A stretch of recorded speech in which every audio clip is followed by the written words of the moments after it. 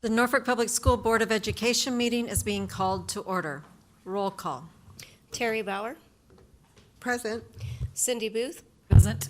Brenda Carhart, Dr. Patty Goebbels, Present. Steve McNally, Present. Tom Stanton. Present. All members are present. We do have a quorum. This is a legal meeting of the Board of Education as advertised by the means specified in board policy. A complete copy of the Open Meetings Act is posted in the boardroom for your review. A copy of the agenda is available at the desk of the recording secretary. Please stand and join in reciting the Pledge of Allegiance.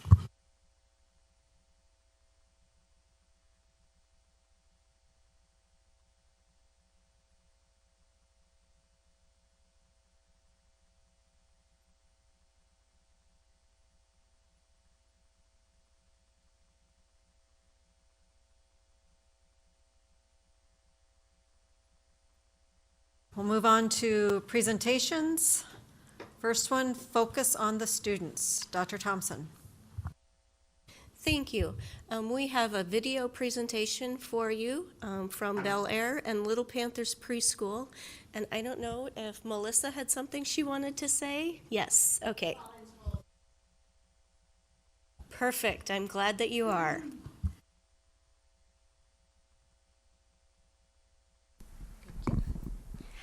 All right, so tonight I'm going to be sharing a little bit about augmentative and alternative communication. The first thing I do want to point out is I am definitely not the one that should be presenting all this to you. We have so many staff members that have worked extremely hard on this process of streamlining our efforts for alternative communication, and they should be the ones presenting. But we have parent-teacher conferences tonight, so they are all meeting with families right now. And so Mrs. Andreessen and I were going to do our best to step out of the building and come present, but she got pulled into a conference. So here we are. You get the third option, sorry. This presentation was completely put together by Abby Coffin. She is an amazing special education teacher at Bel Air. This is also highlighting the work of the speech language pathology team at Little Panthers Preschool and Bel Air. They have worked very diligently to create this process. And then also Becky Top, who facilitates a lot of the technology pieces of special education. She has been highly involved in this as well. So I want to make sure I point all of them out. I just get to be the messenger of all the good things they're doing. So this is entitled Every Panther Has a Voice.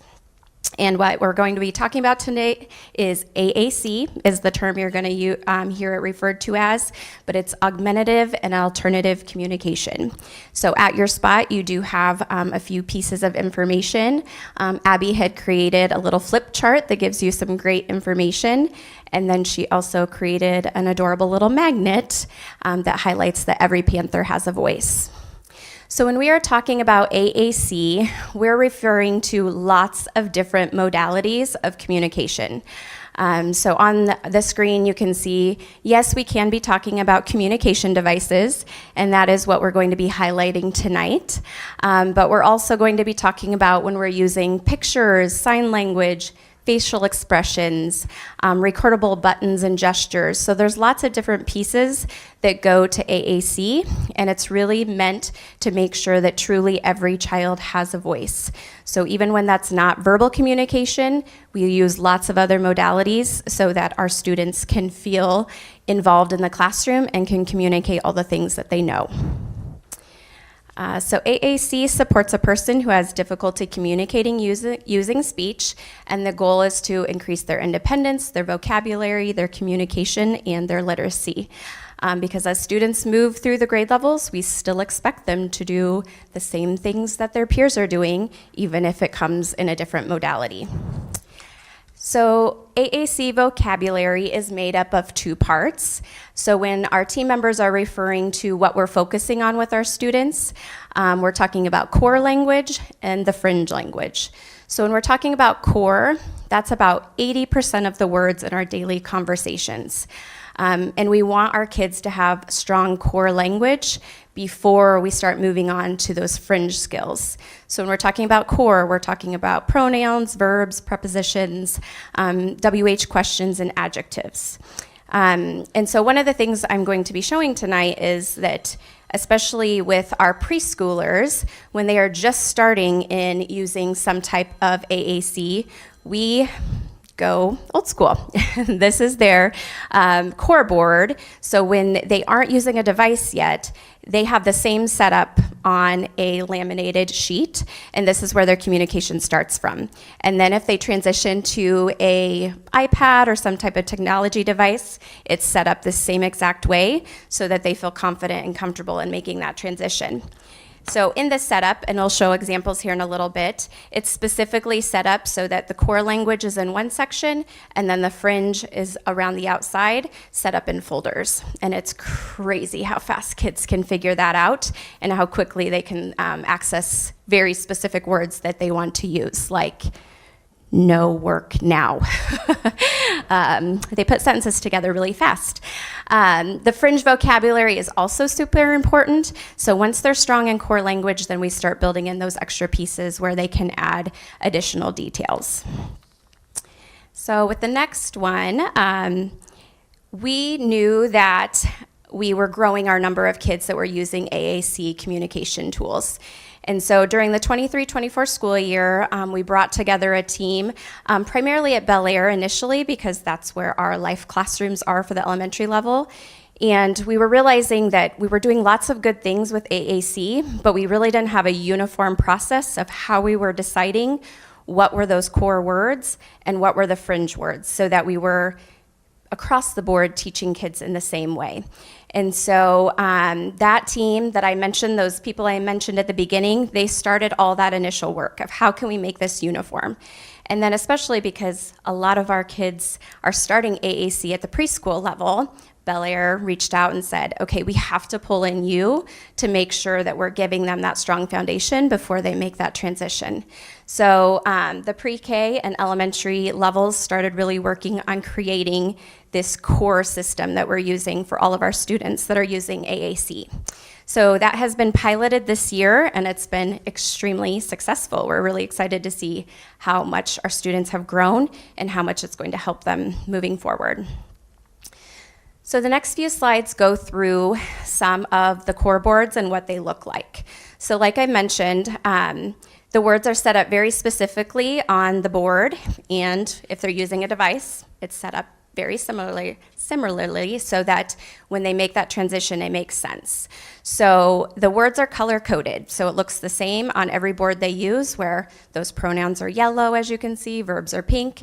But then it's also set up so that the fringe, you can see is that L around the outside. Those are those folders they can go to when they're looking for a very specific word or they're wanting to add extra detail. So obviously on a core board like this, when they touch it, it's not opening up a new file, but they do know that if they click on feelings, then the speech language pathologist would have a board that she can bring out that is feelings, that then they could touch what they're feeling. So if they're trying to communicate that they're frustrated or they're sad, that next board gets pulled out once they know kind of what area they're looking at. On a device, they can literally hit feelings, go to mad, create a sentence, I am mad. So once that device comes in, it is awesome to see how quickly they can make that transition. Like we talked about, the purpose is for all students to be successful. I think we skipped. Is that what it goes to next? Okay. We'll go to this part, thank you. So some of the boards that I want to point out quick is ProLoquo is a program that you'll hear a lot of our speech language pathologists talk about. That is a program that's been used for a very long time, and our SLPs feel very confident in using that program. So this is what the NPS core looks like. So these are the very specific words that the special education providers, the life teachers, speech language pathologists have chosen as those primary words that we want to give to our preschool and kindergarten, first grade students as they're moving into the upper grades, because if they have a strong foundation here, it just makes the transition go so much smoother. The next one you're going to see is also the NPS core board, but we add in the ProLoquo keyboard, because you're not going to be able to communicate everything through just that initial sheet. There are times when kids need to be able to type out a word or type out a math equation. So there's also a keyboard portion that kids get really comfortable with so that they can add additional information. We also, on the next one, have an adapted NPS core board. This one is used for when students have fine motor or visual difficulties. So you notice in that first board, it was a lot. And initially, we don't start with that many choices on the screen because it is a lot for our beginners, but they pick up on it so quickly that we're quickly adding words because we see they're wanting to communicate. This one just gives more spatial awareness for kiddos who maybe have a hard time controlling fine motor dexterity to hit the buttons when they're very close together, and also visual discrimination. It spreads them out a little bit more. So this is an altered NPS core board for some of our students who need this version. The next one we're going to talk about is a newer program that our speech language pathologists are learning. So Proloquo, they are high flyers. TD Snap is very new. TD Snap is coming around on a lot of devices that are provided to our students if they're seeking medical-based therapies. So if they're seeing like an outside speech language pathologist, TD Snap is kind of a newer version that's getting put on a lot of devices. So we're having to learn it on the fly. But I feel like our speech language pathologists are getting much more comfortable in how you set everything up in TD Snap. But we want it to look as similar to our NPS core board as possible so that regardless of what program the student is using, it looks very familiar to them. Some other forms of the NPS core that are still in progress, because all of this does take time, and it takes time for the providers to get together and come to an agreement on what things should look like. They are working next on creating an NPS core board that has sign language visuals, because we have students that need that modality. We also want an NPS core that has adapted core in Spanish, because we have Spanish-speaking students that also need access. And then also, like I mentioned, the next evolution of the adapted core for TD Snap. So where that's a newer program, that's one where we're not quite as far into it as we want to be, so that'll be a next step as well. Also, a piece of this is we're realizing how beneficial it'd be to have the core boards in lots of different environments in our building.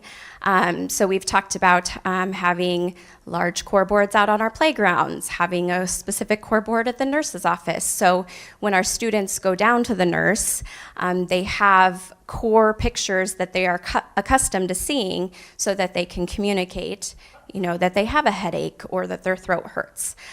So those kinds of pieces will be really important. We just don't want to move forward on that too fast because we don't want to print and have all these core boards created and then realize we need to do some editing. So we want to make sure we're solid in what the words are that we want on there, and then we'll move forward with getting those printed so that we can have them in our environments for our students. All right. That was the not as exciting part. We're going to move into videos of kids actually using the devices. So when this was set up by Abby, we weren't sure if anyone was going to be able to be here. Pause. And so she set them up that the videos, once Mr. Hughes clicks, the video is going to start. So we'll let the video play, and then I'll give a little spiel about it. So the first one that we're going to be going to is some of our kindergarten and first grade students, which, like, for me to be able to see these videos has been so exciting because these are kiddos that started AAC with us at preschool. So to see them doing such amazing things with their device is just so awesome and exciting for us to see.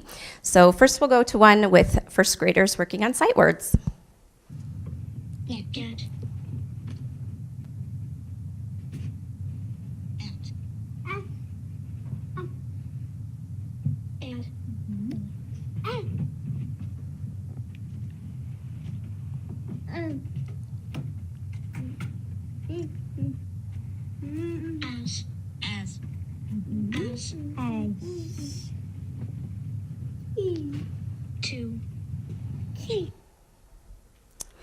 So both of these little boys are extremely bright. They have so much knowledge and so many skills. But honestly, when they first transitioned into preschool, we really didn't know what they knew. They didn't have verbal skills, and so we were trying to navigate and figure out what they did and did not know. And once we started with a core board, we quickly realized all the things that they knew. We just needed a mode of communication. So honestly, these boys have been using the iPad with Proloquo for maybe a year. And you see how quickly they can navigate, they can find the words. So not only are they tying it to the sight words that they're learning, they know exactly where it's located in their device. And as the videos go on, you'll see these boys a few times that they do have some verbal skills where you'll occasionally hear them making a beginning sound or even repeating a word. So the intent of the communication device is not to take that away from them. We want them trying to use verbal skills as much as possible, but we also want them to be able to show everything they know, even if the verbal skills aren't there yet.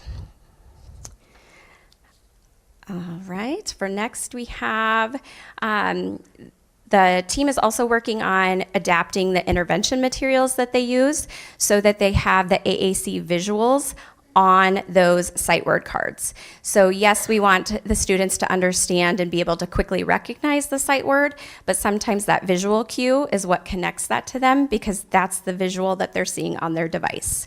So adapting those intervention materials has been huge as well. And then the team also wanted, the team also wants to give a shout out to Mr. Dreyer and his students at the middle school because they have been a great partner. They've created a lot of 3D print items that the students who are using AAC devices can make it a little more hands-on. So that's what the next video shows. Show me on your device. Go. Good job, buddy. Yeah, so they printed those on little plastic pieces so that they can use that as a method of moving things around as they're creating words, and so it makes it a little more hands-on for them. The next video you're going to see is one of our students learning to make requests. Tell her. Yeah. Blow bubbles. Blow.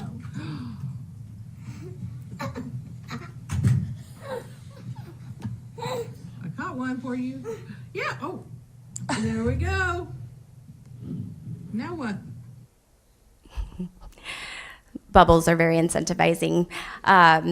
So the student was learning how to make a request. As you noticed, she might have a little bit more of a fine motor difficulty. So her setup on her board, as you can see, is a little more spaced out so that she can still independently make the request that she's wanting. The next video is going to be one of our little friends again, learning to advocate for what he needs. Have What do you want? glue stick, What do you say? please. Have glue stick, please. Have glue stick, please. There you go. That's just so cool to me. This kiddo did not start using any type of core board until December of last year. And the fact that he can quickly move through all those pages to find the words that he needs to use to advocate for himself is very exciting. And let me make sure I'm where I'm at. Okay, the next one is practicing a sentence stem of I get. Get. Okay, now get a piece of gold. Okay, your turn, Victor. Show me on your device. I get. Wow. Oh my goodness. So building it into games so that they understand their communication has power.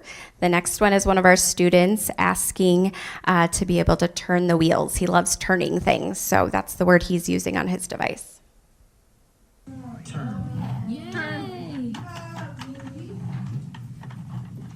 Yeah, do them both. Oh, there you go. Turn them off. And the next video is one of our students using the J sound. So the rest of the class was singing a song, learning a song about the sound of J, and so he was using his device to participate. J, J, J, J, J, So he's joining right in. The next one is learning to build sentences. Show me. Noun. They want more. more. Then click it. Click it right here. They want more. They want more. That's just awesome progress. That's only a kindergartner. That's so good. The next one is just about using different kinds of modalities, so using sign language and devices together. Heat and cold change things, okay? So I'm gonna ask you a question. Okay? How does the chocolate, here's our chocolate, how is our chocolate gonna change when we add heat? And how is it gonna change when we add cold? Okay? I'm gonna turn my page. Dun, dun, dun.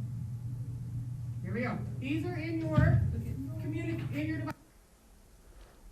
So you see there's multiple students in that classroom that are using devices, and that's how they are communicating what they're learning and reviewing information they've already studied.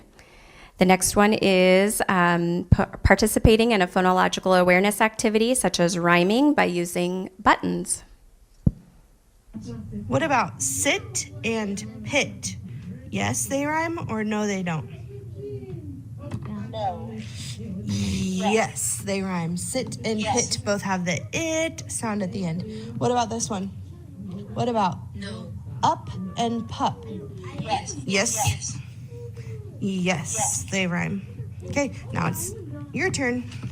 Now it's your turn to wait. Okay. Waiting is the hardest part. The next one is modeling vocabulary. So the student had created a happy birthday card for a staff member. I make Miss Swenson a birthday card. So the student was able to create a sentence that said that she was making a birthday card for a teacher. The next one is about recalling things about a fire department visit. Maybe that one's not going to go. But this one has the communication sentence, if you see at the top. So I see like the ambulance or the fire truck. So that sentence strip also communicates what they experienced during that visit. And then the next one is greeting people with devices. So they're using like recordable buttons or their own device.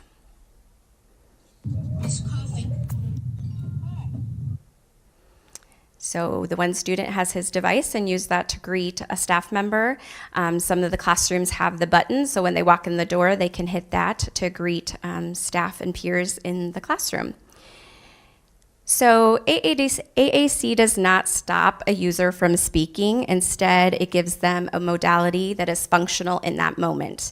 So sometimes we have students that can use verbal skills. Sometimes we have students that once they become upset or frustrated, the verbal skills quickly go away. So we want to be sure that we're giving them other opportunities to communicate their wants and needs. And the biggest thing we reassure parents is it does not delay communication. It is a supportive tool for communication. So if you want to click to the last one, Mr. Hughes.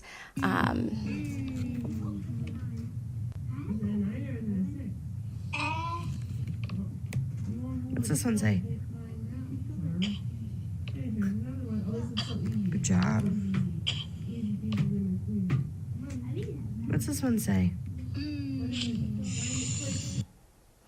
So even if they don't have the verbal skills, they can still learn phonemic awareness. It's applying it to what their device can do for them. So the last slide I have for you is that the team has also really worked hard on advocating for all the aspects of students who use AAC and how they should be able to advocate for themselves. So if you want to click to that one, Mr. Hughes, this is a sheet that we have available that initially at the preschool level, we show to parents so that they understand what AAC can do for their child. It allows them to be engaged in the classroom. It allows them to advocate for their needs. It allows them to communicate what they are wanting and needing. And honestly, this has been a huge reassurance for a lot of our parents. Sending your child to school is scary anyway. You're trusting other adults to take care of them. But if your child is nonverbal, it comes with an extra layer of fear because your child can't necessarily come home and communicate what went well that day, what didn't go well.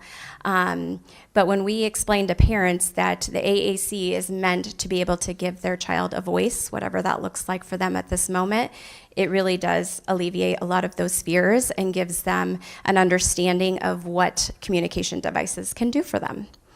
So I appreciate your time, and I just want to be sure that I honor the work of the staff members who have put a lot of hours into this.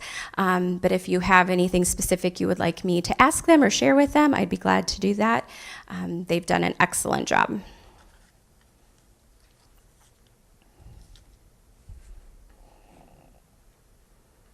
Melissa, how many students at Little Panthers do you have that you would say are using a device?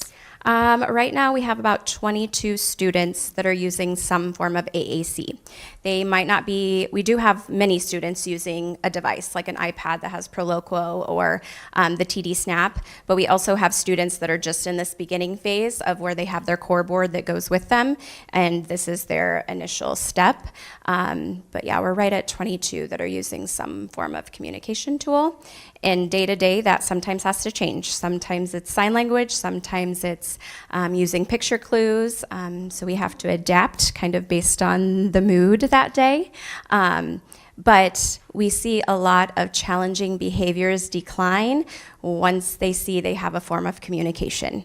It's our job to figure out what modality is going to work for them in that moment.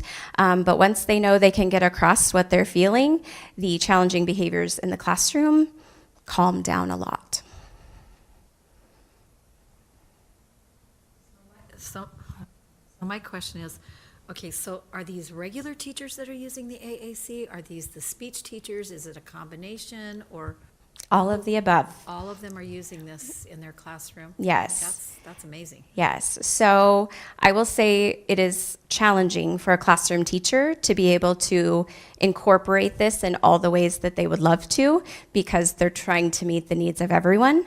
But our teachers work their tails off to figure out how they can incorporate it when the student who uses that communication tool is in the classroom. So initially, a lot of the groundwork is laid by the speech language pathologist, because when she's doing direct services with that student, she's teaching use of the core board. Because we don't want to just throw this into a classroom and expect the student to learn on the fly with a classroom teacher. But once this is seeing some progress with the speech language pathologists, the special education teachers, then we start transitioning it into the classroom, where we want the classroom team incorporating this as much as possible. Sometimes it comes around to where the classroom teacher is saying, we're having a lot of challenging behavior, and it's like, how much are you using the communication device in the classroom? And then it's that reflection of, oh yeah, I should build that in more during this time of day where we're seeing some frustration. And once they figure out kind of how to build that in with support of a para or what that needs to look like for each kiddo, I think it makes sense to the classroom teacher then of like why it's so important to include it as much as possible in that child's day.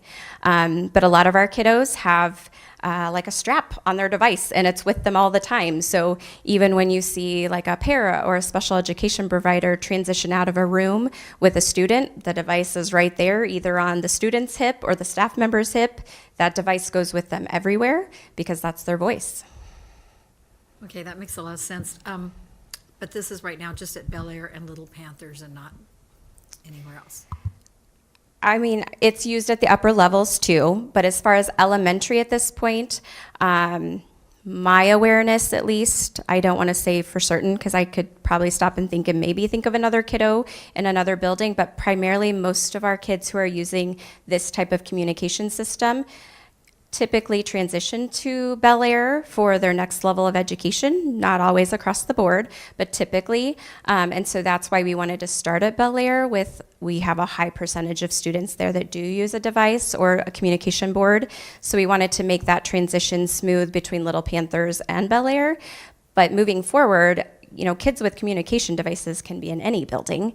So we want to make sure that now that this is getting smooth across these two buildings, now we can make that a smooth transition for kids across any building. So if a child is transitioning to Grant or Jefferson, that we want that same level of consistency so that the kiddos also are prepared to learn in that environment.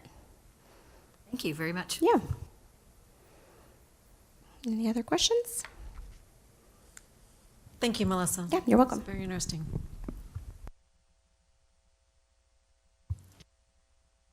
The next item on the agenda is Jared Oswald, Director of Teaching and Learning with the AQuest presentation.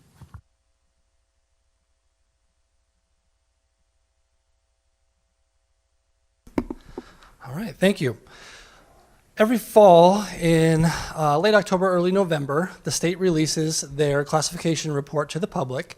And we mentioned that last fall here at our board meeting, but we did say that we would be giving you a more detailed presentation about that. And so here we are tonight. We're going to talk a little bit about AQuest, which stands for Accountability for a Quality Education System, today and tomorrow. And I'll be honest, I didn't know that until recently. I had to look up what that stood for. So I'm going to give you a little background about what AQuest is and how it works. And then we're going to take a look. You do have this in your slides, but also you've got a report that we get for our schools in front of you as well. So we'll talk about what we see as a school district and then how we use that information to help us with our continuous improvement. So first of all, AQuest stems from Legislative Bill 438, which was adopted by the legislature in April of 2014. It laid out a desire to have a framework put in place where schools could be classified and held accountable. And so the NDE went to work, and the first year of releasing AQuest results was actually for the school year 2014-15. So those were released to the public for the first time in the fall of 2015. How does it work? Under AQuest, public schools and districts are classified, and up to 3 priority schools are designated as schools most in need of support. The rest of the schools are grouped, so you can go to the next one, Mr. Hughes, into 4 classifications. So you have an opportunity as a district and as an individual school to be classified under one of the 4 categories. Either 4, which is considered excellent, 3 great, 2 good, and then 1 needs support. This is the purpose of classification according to the NDE website. And we'll talk a little bit about the factors that go into this, but this is probably as clearly defined as it could be. The purpose of the classification system is not to encapsulate everything that makes a school great, but rather hold schools accountable for their core mission. And so as we'll see, there are a lot of things that schools and districts do day to day that just can't be quantified. But this system is put in place to do the best that we can to ensure that schools are sticking to that core mission of preparing all students. So how are schools classified? There are 2 main steps in the classification process. It starts with step 1, which is status. So we establish a status, a 4, 3, 2, or a 1, which is based on the number of students who are proficient in math and ELA, based on the NSCAS assessment that you take every spring. Once you have that number, then we look at 4 of the 6 tenets. So there are 6 tenets that the NDE has identified as the tenets that are most responsible for school success. In AQuest, as far as the classification goes, they include, well, really 2 of them numerically, and then they report back to us on 2 others that just don't get any numerical value. So at least right now. And so once we have our status established, we have an opportunity to earn an adjustment, a +1 or a nothing, a 0, on educational opportunities and access, and student growth and achievement. And so those are the 2 opportunities to adjust that score from where it started. And then that ends up with our final classification. And as I mentioned earlier, this gets done for every school within the district as well as the district overall. So I know that's a little bit difficult to maybe chew on at first, but I'm going to take you through 2 specific examples of what it looks like. And so this is the beginning, or one of the pieces of the documents that we get back from the Department of Ed with our classification. And so we'll get a page that looks like this. You'll see that the status at the top tells us that this school received a status of 3. So that would be their ELA and math proficiency numbers. They fell in the range of where a 3 belongs. And again, I'll show you a little bit more as we flip through the screens of what that means. And as I mentioned, they've got the tenets laid out. 4 of them have NAs there because they're not included in classification numbers at all. 2 that can be included are educational opportunities and access. This particular school did not receive a +1 bump or adjustment there under that category. They did, however, receive a +1 adjustment under student achievement and growth. And again, I'll show you exactly why. But this school then ended up with a final classification of 4, which is excellent, and that's the highest classification you can receive. And so this next area gives us a breakdown of exactly how that classification number, that first number of a 3, was reached. So they have the number of students that were eligible to take the assessment, and then the number of students who reached proficient on that assessment. And those numbers, again, are set. They're based on the NSCAS. The state sets the benchmark numbers of what a student has to score to be considered proficient or having reached benchmark. And so when we combine the numbers, this particular school was 57.95% proficient. And so to be a 3, your status percentage has to be between 54 and 77%. And so this school did make that, so they received an initial status of 3. And so that's going to be the main component of this score. And from here, we'll just look to see about, do we get an adjustment? So just a couple things to keep in mind. That is based solely on a once per year assessment in the elementary, middle, and junior high. That's the NSCAS, which we take in the spring. It's a one-time assessment. Students get 1 attempt, and that's all. They take that in ELA and math in grades 3 through 8. And in grades 5 and 8, they take science, but science isn't figured into the initial classification. We'll see where science figures in here as we go on. In the senior high, at the senior high level, this classification is determined by the ACT score of our juniors. So instead of it being a once per year assessment, it's a once per high school career assessment that sets that number for our students. And again, they take that in the spring of their 11th grade year. So I just want to remind you, as an assessment, we're attempting to measure what students know and are able to do. There's not really a perfect method for doing this. We're using an assessment that really the data can be skewed by a lot of different factors, and an assessment that students only get to take once per year or once per career. All right, so again, back to that school that we were looking at. So the next tenet that they look at is called educational opportunities. The first component of that is chronic absenteeism. So the way they decided to incorporate chronic absenteeism into AQuest is to set a baseline rate based on the school year 21-22 of how many students were chronically absent in this school. Again, this is an elementary, so we're talking about K4 at our district. They had an initial rate in 21-22 of 3.73%, so pretty low as far as chronic absenteeism goes. The state then asks schools to shoot for a 5% reduction per year. And so the goal rate, the target rate for 22-23 was 3.55%. And as we've talked about when it comes to attendance, we have seen a rise in chronic absenteeism right around this time. So this particular school's rate actually went up to 10.65% for chronic absenteeism that school year. Like a lot of schools, they saw a jump. So they were above the target, so this particular part of the tenet was not going to be scored very well when it comes to the final calculation, which again we'll see here in a second. I do just want to give you a quick reminder. chronic absenteeism, Mr. Hughes presented on this in September, and we had some principals at that time come and talk a little bit about what they're doing to combat chronic absenteeism. But the definition of chronic absenteeism is missing 10% of a child's time in membership at that school. It counts all absences, which means excused, unexcused, and suspensions. And the goal is to have it understood how important being in school is. However, if a parent calls a child in absent and excused, that's still going to count toward their chronic absenteeism. And so it can be a difficult thing, and we have a lot of different things going on to encourage kids to get to school and encourage parents to make sure they're getting their kids to school. But we're talking about an elementary school here, and so we have to work with our parents really hard to get those kids to school. The next part of student growth, achievement, and growth, the next part of this is student growth and achievement. So because of, and I maybe said this a little bit incorrectly, so because of not hitting that goal in chronic absenteeism, that this school did not get that +1 adjustment. So they're still at a 3 where they started based on their status.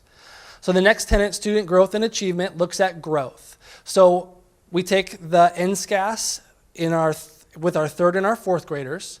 So looking at growth, we have one class of students to look at. The 3rd graders from the previous school year, moving to be 4th graders that current school year that we're looking at, and did they grow based on where they were last year on the NSCAS. So this school had 87.18% of their students grow from one year to the other overall in both ELA and math.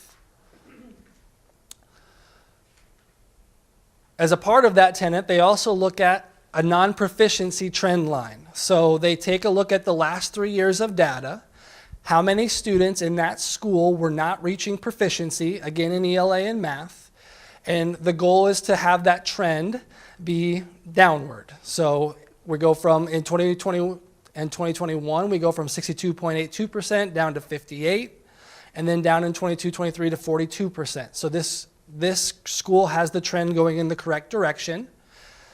And then lastly, so that's a positive toward their adjustment. And then the last thing that gets included in this tenet is science. And I didn't put science here because, as you remember, science is taken in the 5th and the 8th grade.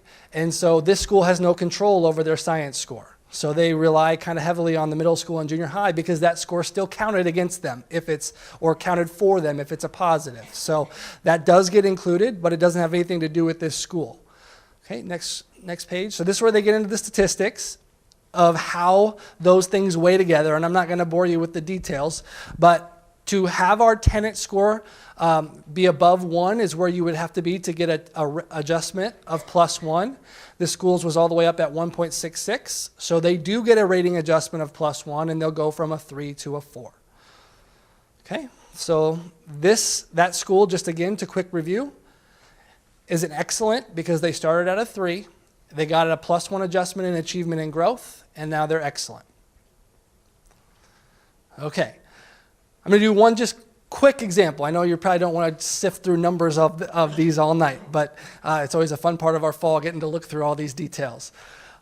This school, a second example, this school is at a 2. They started as a 2 under their status in ELA and math proficiency. They did not receive any positive adjustments, so they stayed at a 2.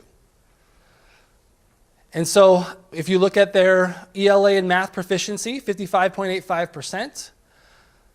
Compared to the other school, it's only 2 points lower, but the status score requirement here is between 35 and 60, so I will tell you this is actually a different school year. So the percentage band that you have to reach to be a 3 and a 4 and a 2, those have changed. And so this school is a little bit too low to be a 3, so they're a 2. Okay, next one. And so this is actually the same school from 2022-23 to 23-24. So they were 57.95% proficient in 22-23. They did drop a little bit, which is never something we want to see, but we know that groups of students are different. There may be some dynamic changes in the school. Things happen that there might be a little bit of a change, but we'll always take a look at what happened. But it was a fairly minor percentage change, which led to them starting at a 2 instead of a 3.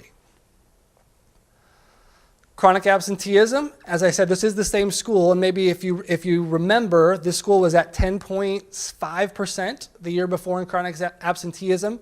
They were able to drop their chronic absenteeism 2 percentage points, so a very positive movement when it comes to chronic absenteeism, but still not reaching their target rate. And so they aren't going to get a positive adjustment for chronic absenteeism. Okay. Achievement and growth. Their growth, you might imagine if their percent proficient dropped, their growth wasn't quite as high, and it wasn't. So again, 76% when it was, I think, 87% the year before. And again, this is one class of students, the third graders from the year before to the fourth graders for the current year.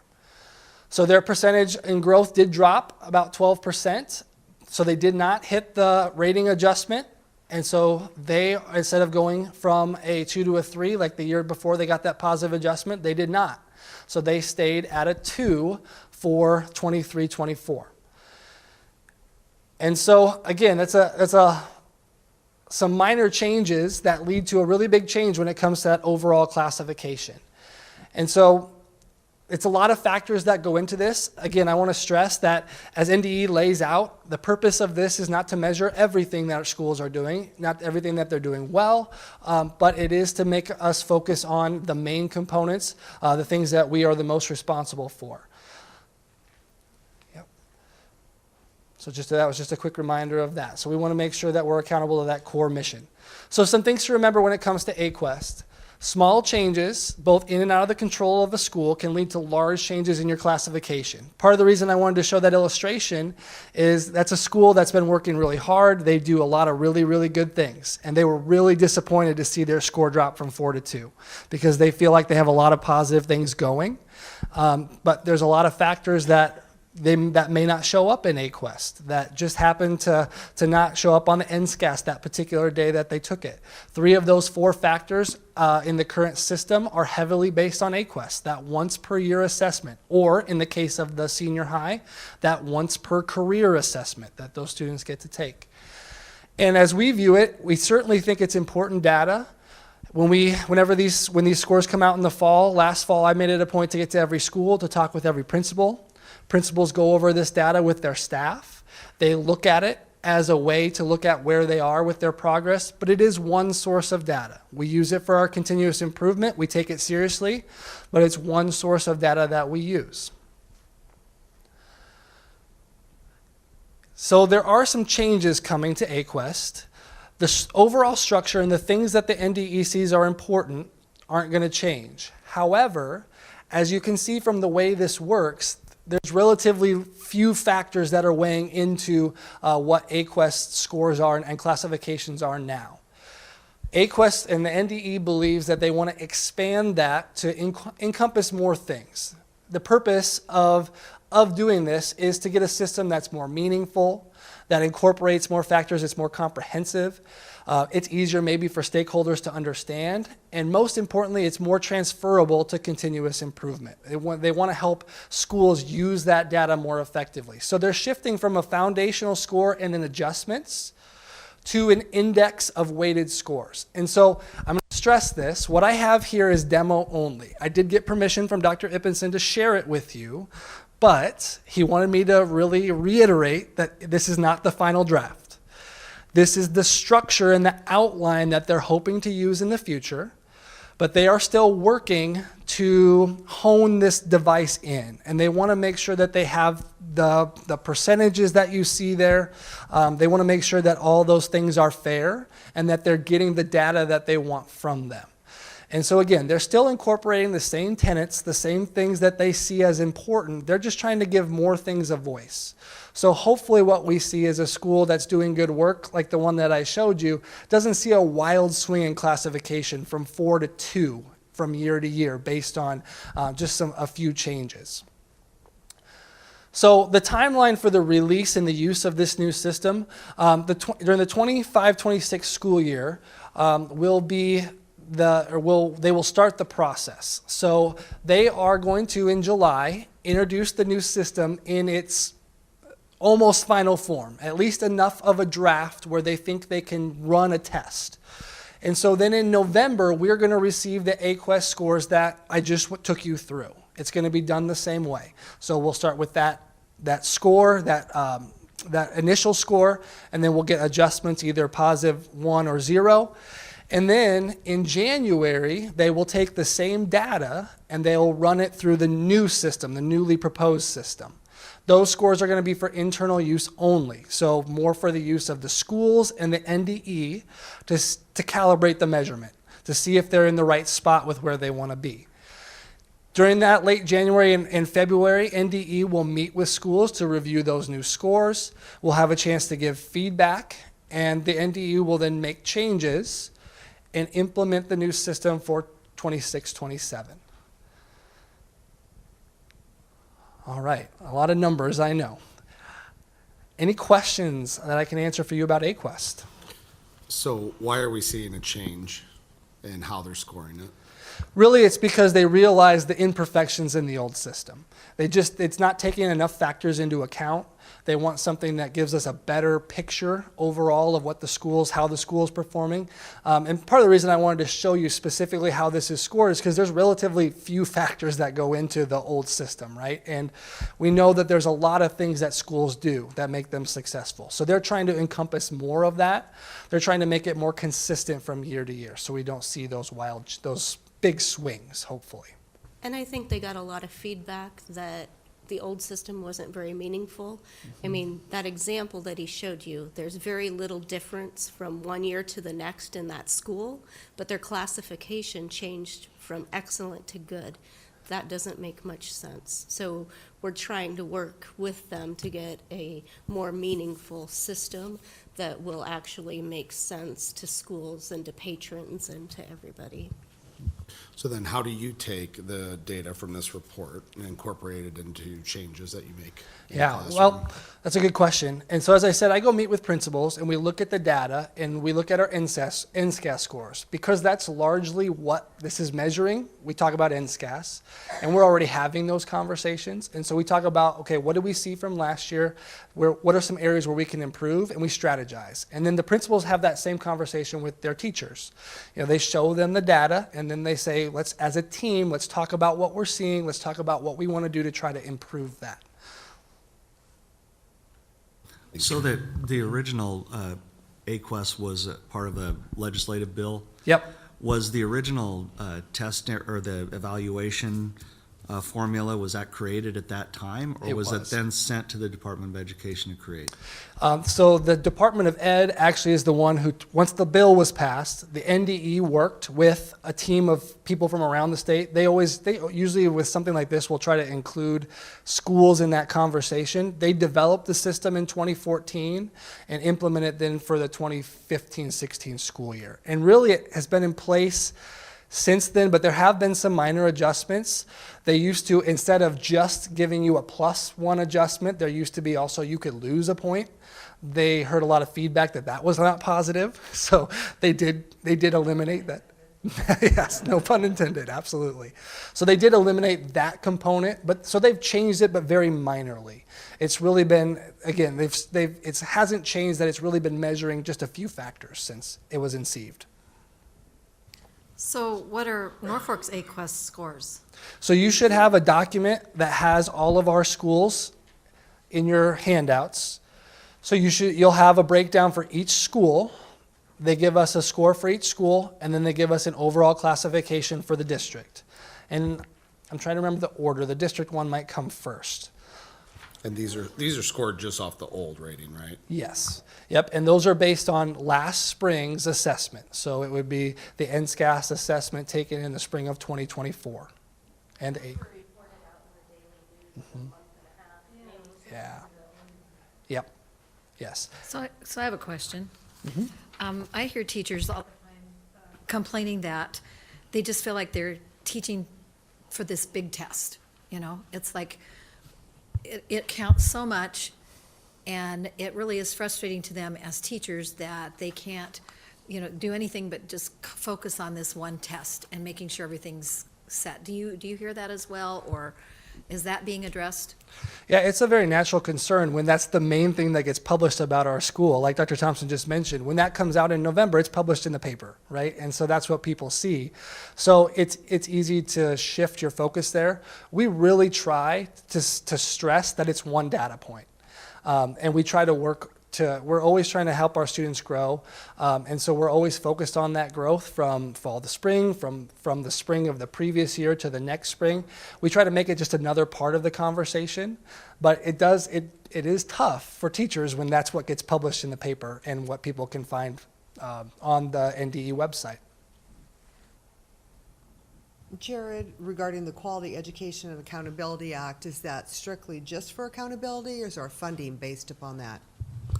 Funding's not based on that. It's just for accountability. Really, again, they mentioned that one of the purposes is to help schools get better. So that is the overall purpose, which is one of the reasons they're tweaking the system. They want it to be useful. They really do. I think maybe if you're one of the 3 schools that needs improvement, there is some training components and there might be some funding along with that, but we don't want to be one of those 3 needs improvement schools, so. No. Another question I had was, I think I know the answer, but I'm usually wrong. You had that the new stuff, I apologize, I thought I had it in front of me. That the new things that they're gonna do in 25 and 26 are gonna be non-public, so why would we do that? Yeah, it's just for that year. And so that will be next January. They're going to release it to us regardless. Doesn't have to be released to the public. And so it's for them to get a chance to get some feedback from us about what we're seeing with how it works. And it's also for us to see what the new expectations are going to be like. So why would we want to take a look at that data is because that's going to be the system that we're going to have to use going forward. So we'll want to know what it looks like and we'll want to know what to expect. So Jared, tell me if I'm right, they will calculate it both ways. They'll Yes. calculate it the old way and the new way. Yep. And so we'll be able to compare the 2 as a district, but the only thing that will be published will be the old way. Correct. Yes. And then the following year, assuming that everything looks good, then the new way will be published. Yes, and it will be the only one published the following year. Makes sense. Mm-hmm. Thank you. Thank you, Jared, for your time. You bet. Thank you.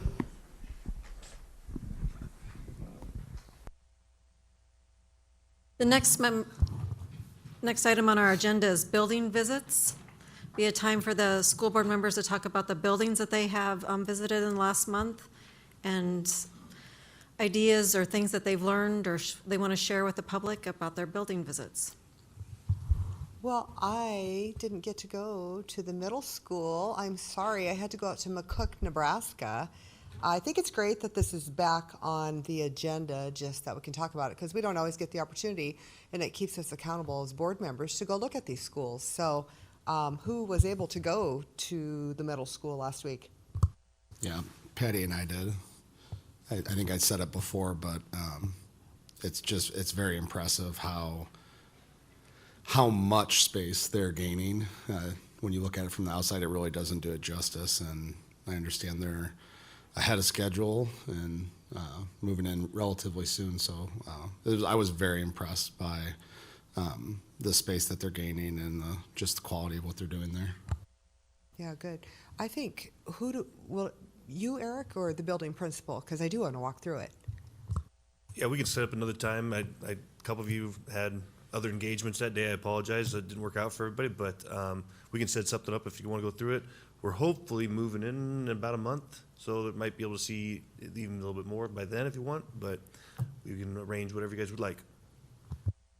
We'll address that. Email. Thank you. I also wanted to go through very badly, but I had a bowling districts to go to and taking kids to a show choir competition, so I wasn't able to do that. But again, I would like to also do that. I did go to watch a concert of the Montessori school, and it was fabulous. I mean, if you ever want to see what is going on in the school with the music, go to one of their concerts because, I mean, I just sat there with my jaw dropped going, wow. Unfortunately, Nancy Nissen was one of the teachers, and they kind of co-op with Melora Hirschman, and she's retiring.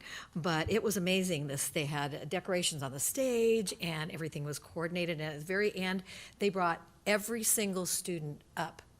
And I mean, that stage was completely filled with students, and it was just absolutely amazing. So that was really enjoyable. And then I proceeded to get sick, which is why I missed the school board meeting. So I didn't want to go visit buildings if I was sick. And then I also attended the Norfolk High bowling meet, as did Brenda at Kings Lane, and that was very fun to see the talent that we have in Norfolk High with bowling. They're very good. You should go to wrestling. Enough wrestling, guys. Had raised 4 boys, and I don't care to watch any more wrestling. Well, I'll go back to the middle school. I agree, Tom, with your comment that you look at it from the outside, but you really don't see the magnitude of the changes within. I'm especially impressed now with the security of the entrance that will exist, and to have all the offices in an area that's completely separate from where students are. So that's a layer of security that's really important. Getting rid of the pit, I will call it, has made a tremendous change, not only in the look of that area, but also in its functionality. Just standing in that room, it looked so much bigger, and you can get more tables in there for kids. So that was really fun to see. And just the space for the music programs, they will appreciate not being elbow to elbow, I'm sure.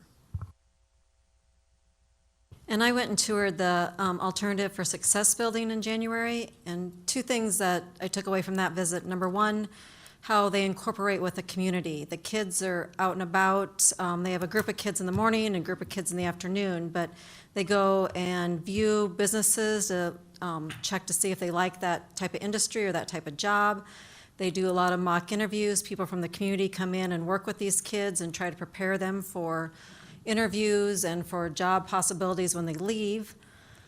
And they do Fridays at Northeast at Alternative for Success. Some of them one was gone, learned how to be a truck driver, another one was a welder. So they do incorporate that. They also left and went to the Y for some physical activity. So always lots of interaction with the community. Second thing that I liked is that when they graduate, they have the philosophy, what now? So they don't just let them walk across the stage and say, well, here's your diploma, good luck. They have to, when they graduate, have to have a plan.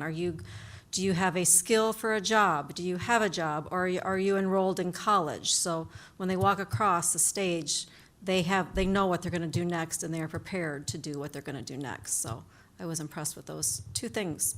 Thanks.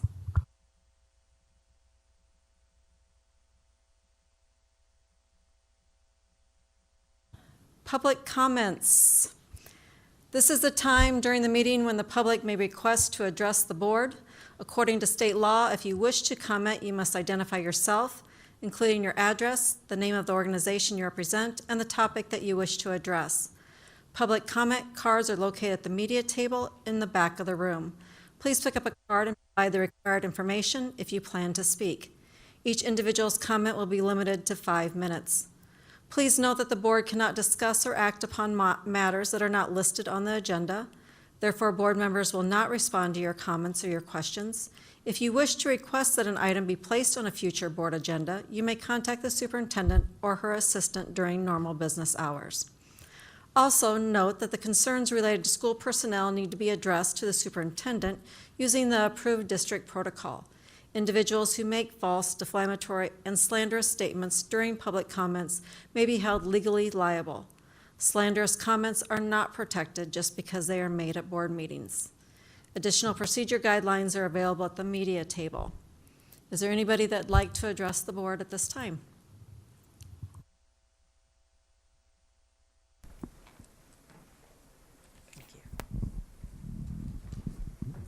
Good evening. Peggy Hoffman. I wanted to thank the 3 teachers who presented at the school board meeting on January 13th. about the technology and personal finance. What I heard from administration was unfunded mandate about 3 times, but from those teachers, Mr. Kosh, Mr. Brandel, I think Mrs. Betten, is it pronounced Betten, and Mr. Settles, they all found a way to take on that challenge and make it work. And their students are responding. I think that's wonderful. So glad to hear that. And my other comment is about salaries. I don't look at our school district as having grown much in the last, and I know we went through COVID, but we're staying about 4,000 students, is that right? We have 4,550 right now. Okay. So we're still under 5,000. Okay, so I guess we need to weigh what our community can afford against our salary increases. So I'm not saying teachers, but I know we're struggling to get teachers. So I don't know where cuts can be made, but I don't think our community can bear much more. We've got to keep the property taxes down. And I know they went down this year. I know that. But one day it's going to hit us. The valuation and the levy are going to go up at the same time. And we're already struggling. The unicameral's working on it. Not very hard, but they're working on it. So let's be mindful of that in our community that doesn't change in size. Thank you. Thank you, Peggy.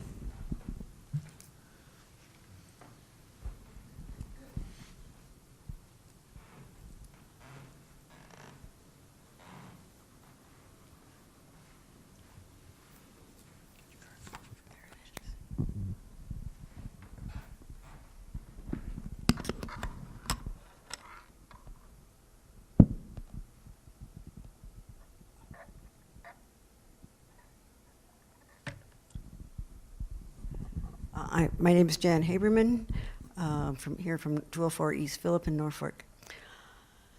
I would like to start by thanking each school board member for being here, taking time out of their busy schedules to do this, to represent the people of Norfolk. I know it's not an easy task. So today I have a concern about I've been studying, oops, not on the right one.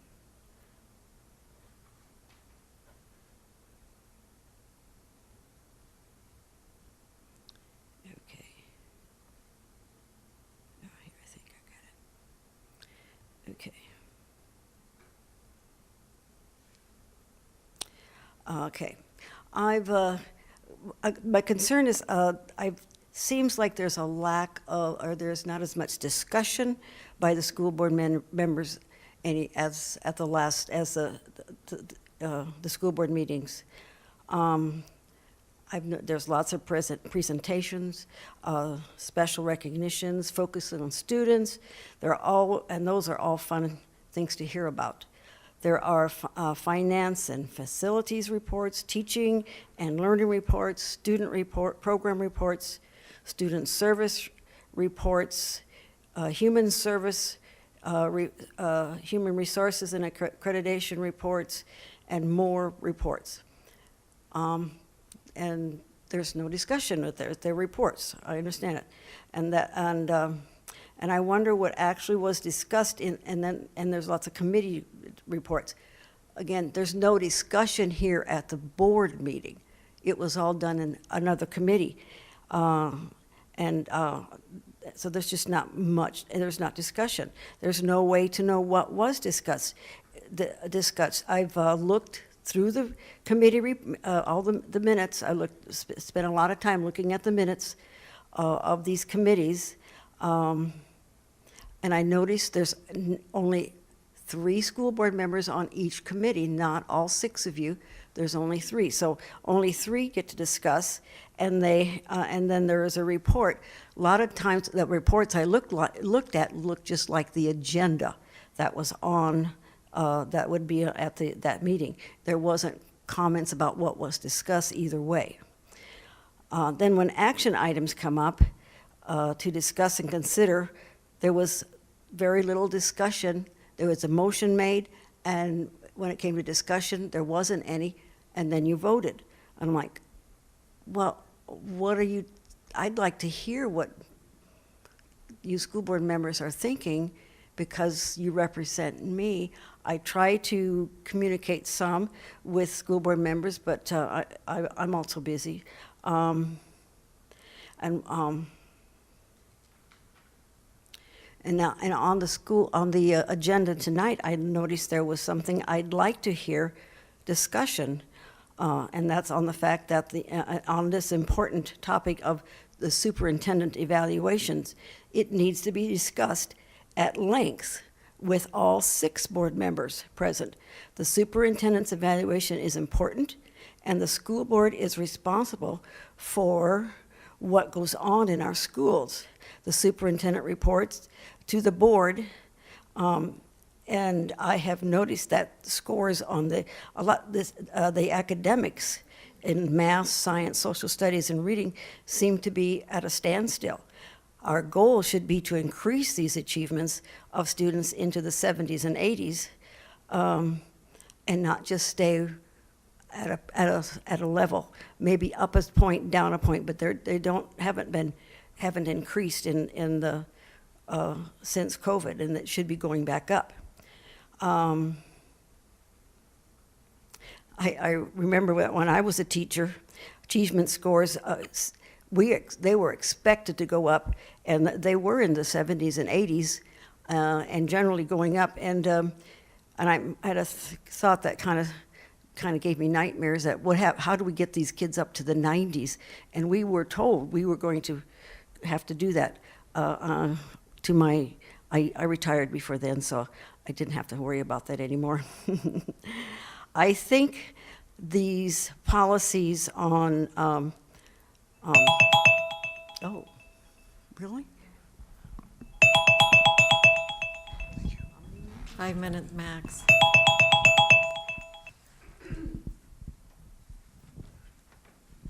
Is there anybody else that'd like to comment?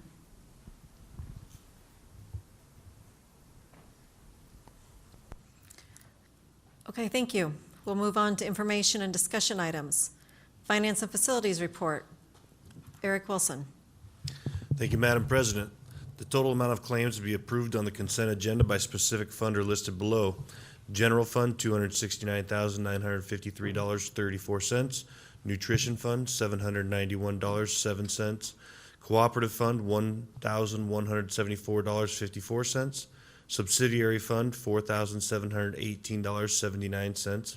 Special Building Fund, $439,471.44.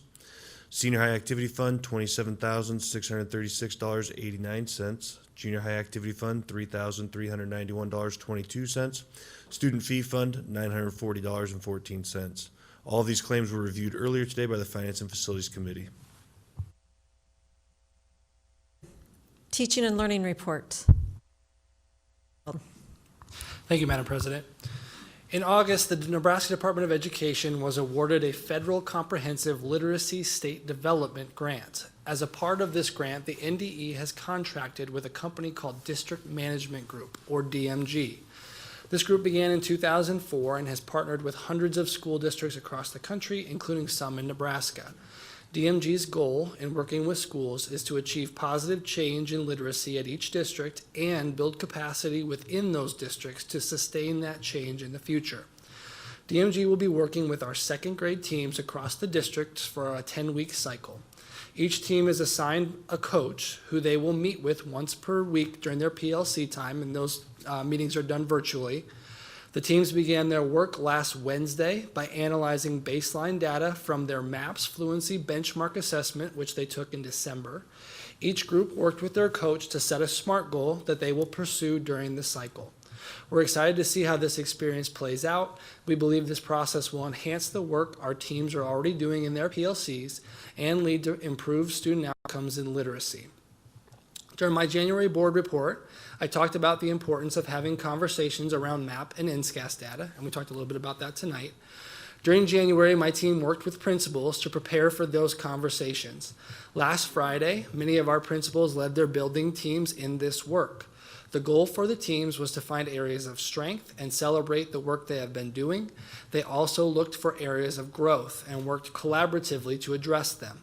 They will implement these plans and monitor their progress when we take the NSCAS assessment during the spring testing window that begins in late March. Any questions? I have a couple of questions.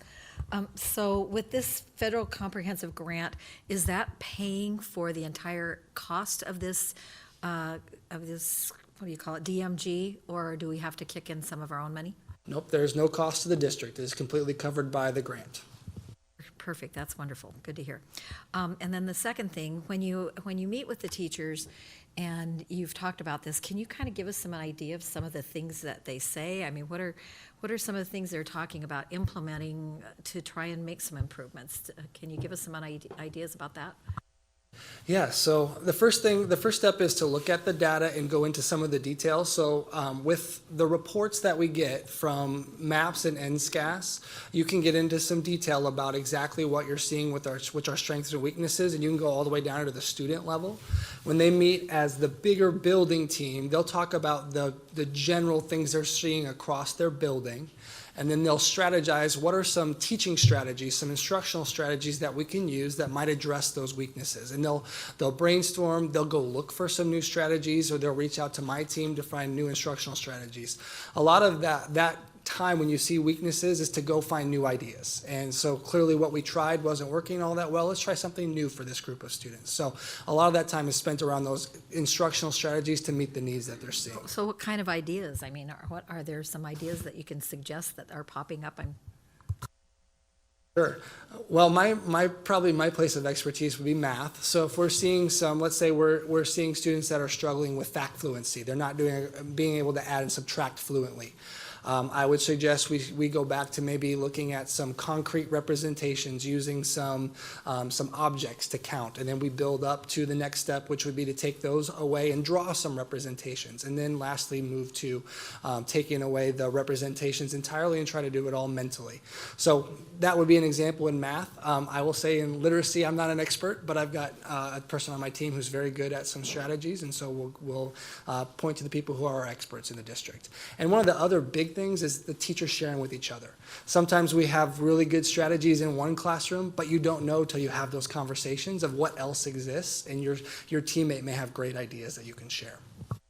You know, we do these presentations. Maybe it'd be fun to have the teachers come in and just share some of these things that they're thinking about trying, and let us know what they're thinking. Would be really good.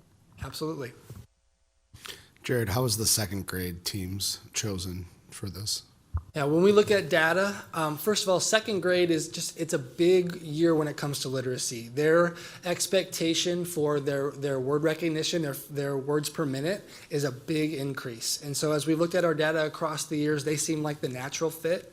With the state grant, we could have done more grades, but we really felt like we needed to see it work with just one grade so we could focus our attention, and that was why we chose them. Thank you. My question is, was this grant, it was a federal grant, is it for a certain period of time guaranteed? And if it is not, and this turns out to be a great program, and then the grant funding is pulled, what's the financial responsibility that would fall upon us? Well, we have not committed to anything beyond this semester. The grant is actually a 3-year grant, so that money will be available. And part of the reason we felt like we could commit to this, because we didn't have to, we were encouraged to, is that part of their goal is to build the capacity within the teams to do it without them, which is what we really liked about that process, is they don't want to have to come back. They want you to be good enough at it that they can leave you alone after you go through one cycle. That's great. I think it's a really great program.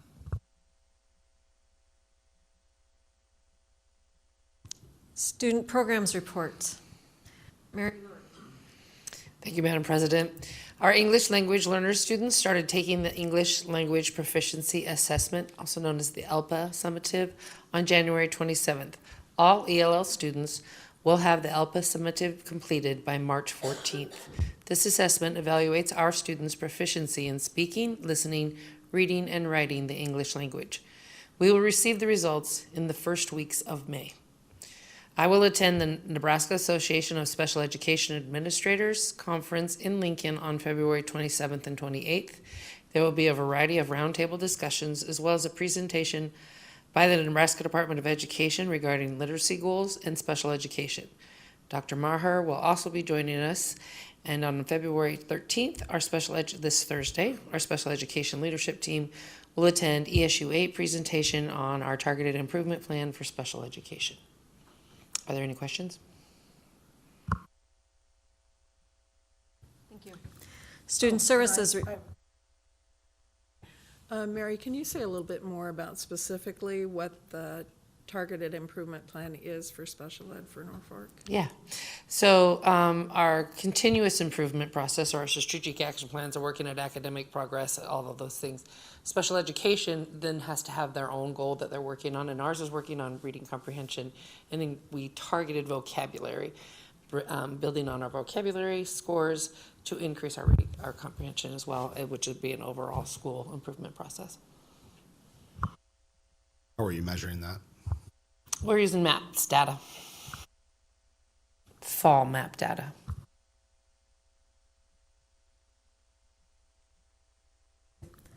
Student Services report. Thank you, Madam President. Members of our Crisis Response Team, or CRT team, completed 1 day of training with Pam Deneen. We call upon our CRT team to respond at our school buildings anytime there's a student or staff death. They provide a safe, caring place for students and staff to go as they process through grief. We also provide assistance to other local schools if requested. Our training was a great refresher for our veteran CRT team members, while also giving our new team members the tools to help staff and students. Parent-teacher conferences are this week. Each building has sent out information about their conference schedule. We will have an 11:30 a.m. dismissal on Thursday, February 13th for afternoon conferences. There will not be school on Friday, February 14th or Monday, February 17th. And I was able to present to teachers and administrators from around Northeast Nebraska at the ESU Winter Workshop on January 20th on our standard response protocol, or our SRP, and the messaging that we send out. Chuck, why don't we have school on those days? Because when we have parent-teacher conferences, our teachers are putting in extra hours. So when you look at tonight or tomorrow or Wednesday, depending on the 2 nights that they have conferences, they are comped Friday for that. Monday's President's Day. Yeah, Monday's just a random day that fit into the calendar. We don't always get the Monday off, but this year it fell that way. Thank you. Who is Pam Dean, and why did we talk to her? When I took over our crisis response team, Mr. Wilson has run it in the past. Her name was given to me by both him and Allie Seal, one of our licensed mental health practitioners. When I first met with our crisis response team, one of their requests was to get some training.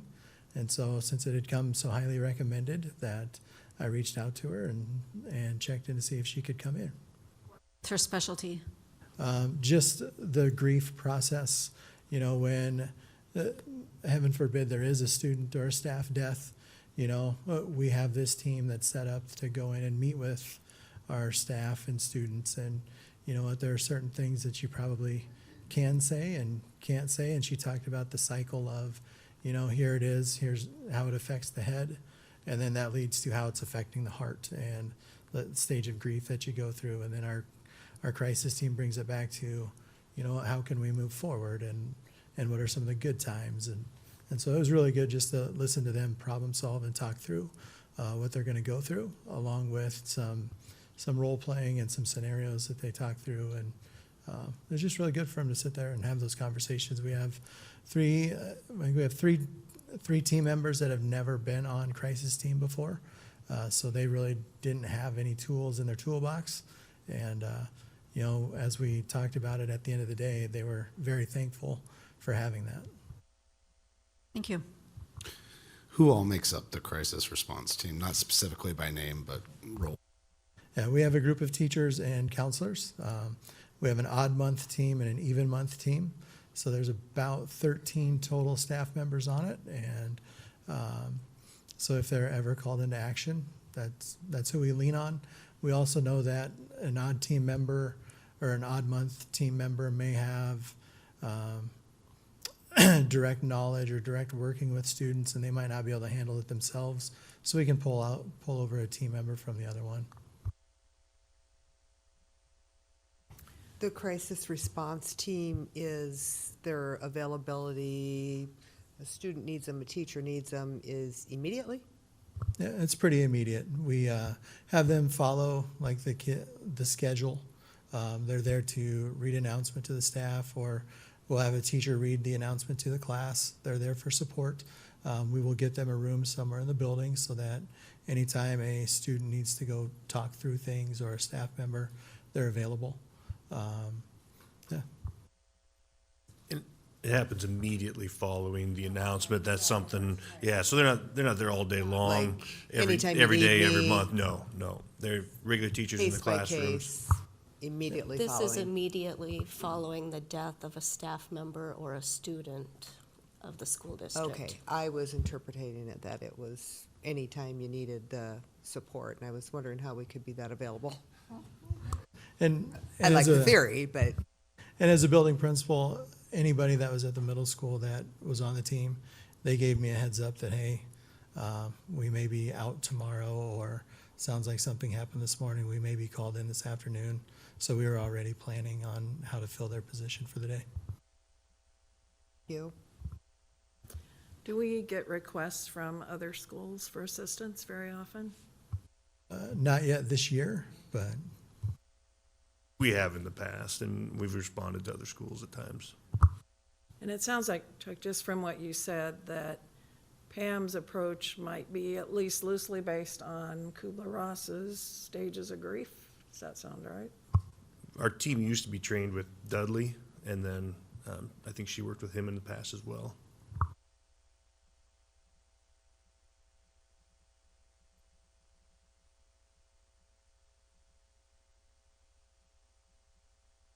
Human Resource and Accreditation Reports. Angie Bauman is not here, so. So it'll be Mary Lure. So it'll be Mary Lure, yes. Thank you, Madam President. Angie asked me to share that principals have begun interviewing to fill our open positions for the 25-26 school year. I anticipate numerous contracts for your approval at the next board meeting. Binding agreements will be sent to all certified staff at the end of the month and with a return date of March 17th at noon. At that time, we should know all the openings that we need to fill for the 25-26 school year. We're working hard to get quality teachers hired as early as possible. Any questions for Angie? Numerous, Angie? Yeah, we're working to get those people hired, so we're anticipating numerous for you to approve. Superintendent's report, Dr. Thompson. Thank you. Our September 1, 2024 enrollment was 4,542, which was 23 students more than September 1 of the previous year. Enrollment fluctuated quite a bit during first semester of this school year. Currently, we have 4,550 students, which is a net increase of 8 students since the beginning of the school year. A copy of our annual report has been placed at your table. We have changed the format and distribution of this report over the years to reduce expenses. At this point, the report only includes the information that is required by Rule 10 and Board Policy 1040. That is student academic achievement performance, school system demographics, school improvement goals, and school system financial information. If the board would like to change the format or the distribution of the report for future years, we are certainly open to suggestions. We have done it numerous different ways. There were years it was 10 pages long or longer, but that was quite expensive to have printed. And we had boxes left over because parents didn't take them at parent-teacher conferences. So the board felt like this was a more economical way to go.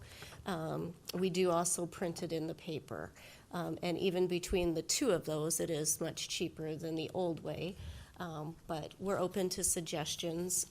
Between Tiffany and I, if you have suggestions, we would be happy to entertain those.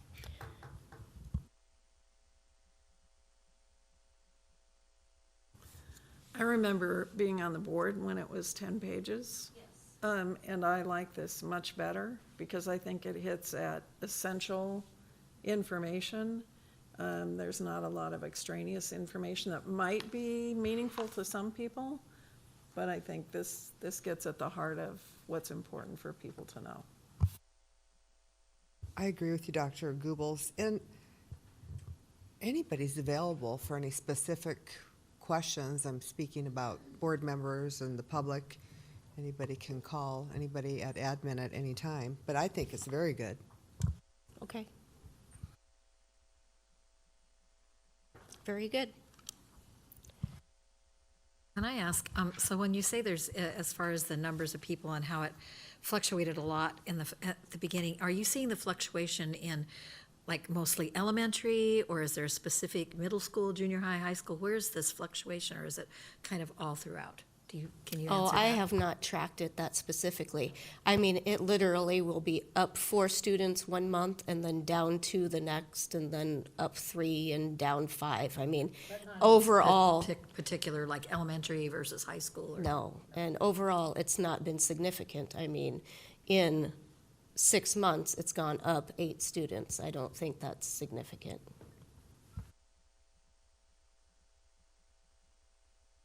Sorry. And then I also wanted to touch on superintendent advisory councils. I have created 2 superintendent advisory councils to enhance communication and collaboration between myself, the district, and community members by providing a vehicle for open dialogue. Our goals are to enhance communication and collaboration between the superintendent, Norfolk Public Schools, and the community, to provide valuable school district information to council members, to open up a discussion regarding challenges, issues, questions, and successes within the school district, and to ensure the superintendent maintains a sense of the major issues and concerns within the school district and community. The Staff Advisory Council is composed of 19 Norfolk Public Schools employees representing a diverse range of roles across the district. Topics covered at our 2 Staff Advisory Council meetings included safety measures and protocols, budget overview, staffing challenges and solutions, and district calendar creation. A summary of all of that information and the discussion was sent to staff following the meeting. The Community Advisory Council is composed of 24 community members. Our Community Advisory Council meeting addressed important topics including district safety and the selection and review process for library materials. A summary was shared with all committee members after the meeting and was posted on our website under the Superintendent's Corner, so it is available for everyone within the community. Conversations at both councils were very engaging and insightful, with participants asking lots of questions and providing good feedback.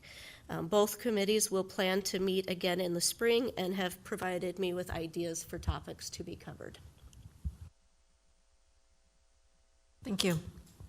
I just have, you probably already answered this, so I apologize. So do we have people from the public coming to these, or did you say that? Yeah, I the apologize. Community Advisory Council is people from the public, parents, business members, a variety of different people.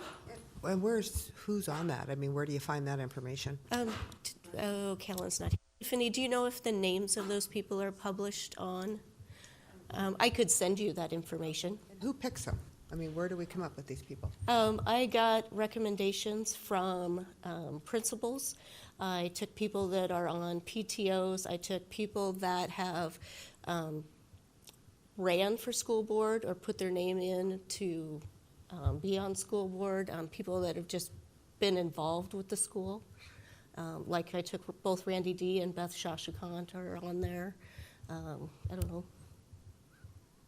Okay, sounds good. Yeah. Yeah, send that to me, Tiffany. Is there a certain, once they're on this advisory council, is it every year you kind of like look at it and renew it, or they're going to be on forever?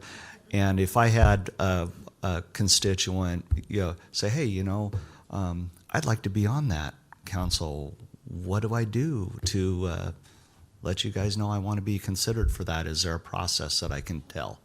Yep, you can have them contact Calvin Collins, and there's an application process. They just need to fill that out. We won't take too many more, because if it gets too big, we won't have good conversation.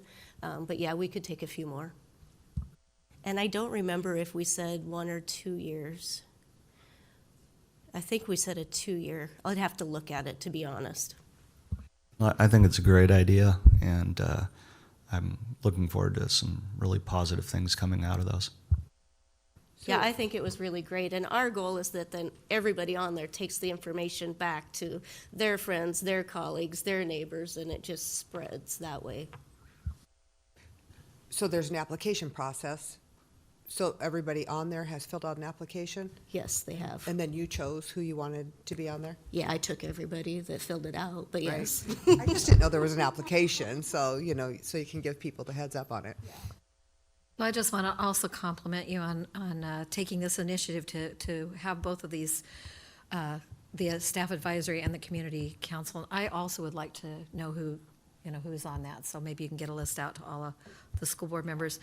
But my additional comment is, can we have a board member on each one of these councils? Because I would really like to participate at least in one or maybe both.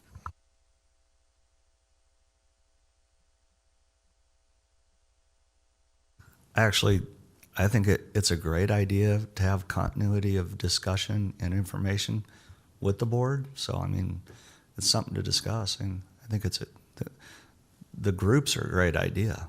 So I think that we could talk about things that we could do to help as well. So that's a good idea, Cindy.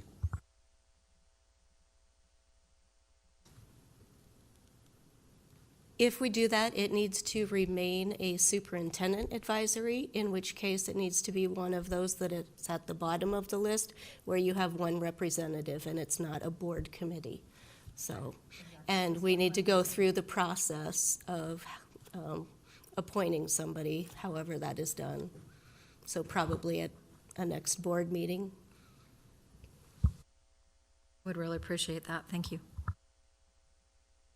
Dr. Thompson, I'm really pleased that you are doing these two councils, particularly because one of the strategic plan goals is to enhance communication both internally and externally.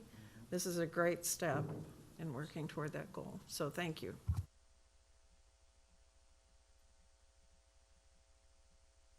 Do you have anything else, Dr. Thompson, you want to talk about?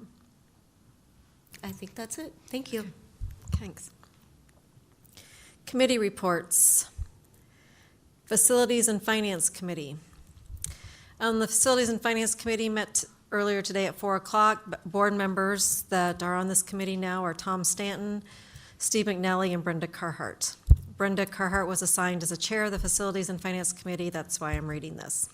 The committee reviewed claims and financial reports. We also discussed the RFP for a bus and the request to purchase desktop computers.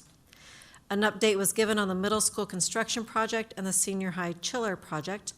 Other items discussed include the 2025 salary schedules, including classified salary, classified hourly, nurses, and administration.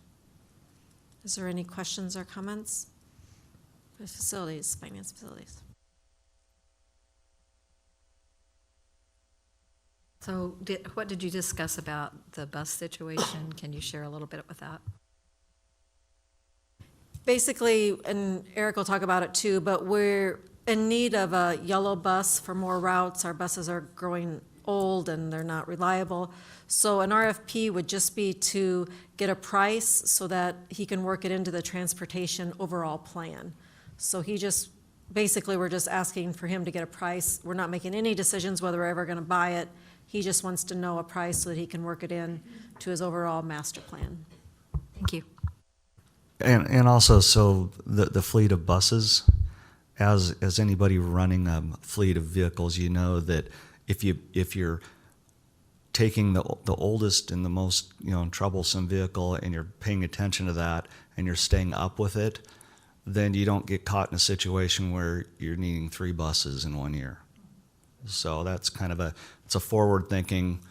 These are the old ones. Let's look at least getting a cost on what it would be to upgrade the lowest one, move the one spare out, and have that one be a spare. So. Good explanation. Thank you. Policy Committee report. Tom Stanton. Thank you, Madam President. The Policy Committee met on Friday, January 24th, 2025. Board committee members Tom Stanton, Patty Goebbels, and Cindy Booth were present, along with NPS staff Eric Wilson, Dr. Jamie Jo Thompson, and Callan Collins. I was designated as the committee chair. The committee reviewed board policies 3130 through 3220 related to business operations. In policy 3130, several revisions were made to the policy, which was related to purchasing. Principal and director's authorized purchase amount was increased from $250 to $500. Added and or department to number 2 in credit card purchasing, and added designee to number 5 credit card purchasing. We also held a discussion regarding the purchasing of American and state flags. Members agreed to prioritize buying U.S.-made flags, which can be purchased via a variety of retailers, but typically cost $14 more per flag if made in the United States. This will not be added to policy, but established as an administrative rule. Policy 3132, internal controls, was revised based upon recommendations from Perry Law Firm. Policy 8342, designated method of giving notice of meetings, was also revised based upon recommendations from Perry Law Firm. Policy 8157, Standing Committee on Superintendent Evaluation, was revised to make the policy align with Policy 2320, Superintendent's Evaluation. The word deficiencies was also changed to improvements, which means that Policy 2320 will need to be updated with the same language at a future policy meeting. Policy 5416, student fees, was revised based on recommendations from the Activities Committee defining out-of-state travel. Policy 9300, regular meeting, was revised to reflect changes made previously to the second board meeting of the month. Policy 8130, there were several changes that were made to the annual organization meeting. Numbers 5 and 6 were removed because we review policies on a regular basis. Additional language was included regarding voting for the vice president, as this was not previously outlined in policy. Additional language was included to provide clarity on tenure. The following policies are recommended for reaffirmation without any revisions: 3131, 3131.1, 3140, 3150, 3160, 3170, 3180, 3190, 3200, 3210, and 3220. Our next meeting is scheduled for March 7th at 9 a.m. at Central Office to review the next section of policies, 3230 through 3580. Questions? Thank you, Tom. Superintendent Evaluation Committee report. Committee met electronically to review the revisions suggested by the Policy Committee. Policies include 2320, Superintendent Evaluation, and 8157, Standing Committee on Superintendent Evaluation. All members agreed to the policy changes. Who's on that who's on that committee, Brenda? I think you, me, and Tom. I wasn't at a meeting. It was electronically. It was email. Oh, say that. It says met electronically, that means email. Oh, I thought we were Zooming. That's what it meant. It's like, I was not part of a Zoom, so. Government Relations Committee report. The Government Relations Committee met on Tuesday, January 28th, Friday, January 31st, and Tuesday, February 4th. All members were in attendance at all 3 meetings. The committee decided that Dr. Patty Goebbels would serve as the chair of this committee and read reports at the board meetings. Dr. Thompson provided an explanation of legislative items and various options available to submit comments and/or to testify regarding legislation. The committee reviewed all bills that are scheduled for a hearing and decided to take the following actions. Number 1, Dr. Thompson submitted online comments in support of LB 84, Adopt the School Psychologist Interstate Licensure Compact, as this will increase flexibility in hiring school psychologists. Number 2, Dr. Thompson submitted online comments in opposition to LB 390, which is to require each school board to adopt a policy relating to access by a parent, guardian, or educational decision maker to certain library information due to the potential cost of implementation.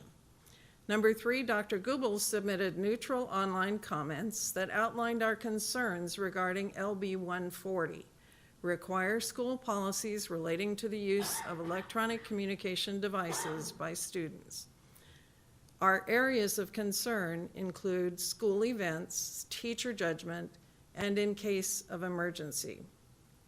Number 4, Dr. Goebbels submitted online comments in opposition to LB 31, require school policies relating to the use of student surveillance, monitoring, and tracking technology by school districts. Number 5, Brenda Carhart will submit, probably already have submitted, so I think most of these are now submitted rather than will. Brenda Carhart submitted comments opposing LB 509, Adopt the Opportunity Scholarships Act, as it uses public tax credits to go to private education. Number 6, Tom Stanton submitted online comments in opposition to LB 389, Eliminate the levy authority for educational service units. Number 7, Dr. Patty Goebbels submitted neutral online comments regarding LB 303, with 2 suggestions for improvement. We would prefer to see models of state aid before taking action, and we would like to see a local school board member on the finance committee. Modeling has now been done, so we're really pleased to see that because it shows that LB 303 would not have any negative ramifications for our district and in fact would be positive. Number 8, Dr. Thompson submitted online comments in support of LB 161, which would provide full funding for preschool children. They're currently funded at 0.6. It would put them at 1. Number 9, Eric Wilson submitted online comments in support of LB 408, Adopt the Special Education Teacher Forgivable Loan Program Act, because it is hard to find special education teachers, and we think that this would serve as an incentive. Number 10, we're currently seeking further clarification regarding LB 507 to determine how to proceed. It changes provisions regarding special education transportation for option enrollment students.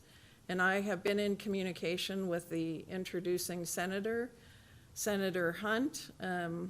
We'll confer with Dr. Thompson following our board meeting to see how we want to proceed.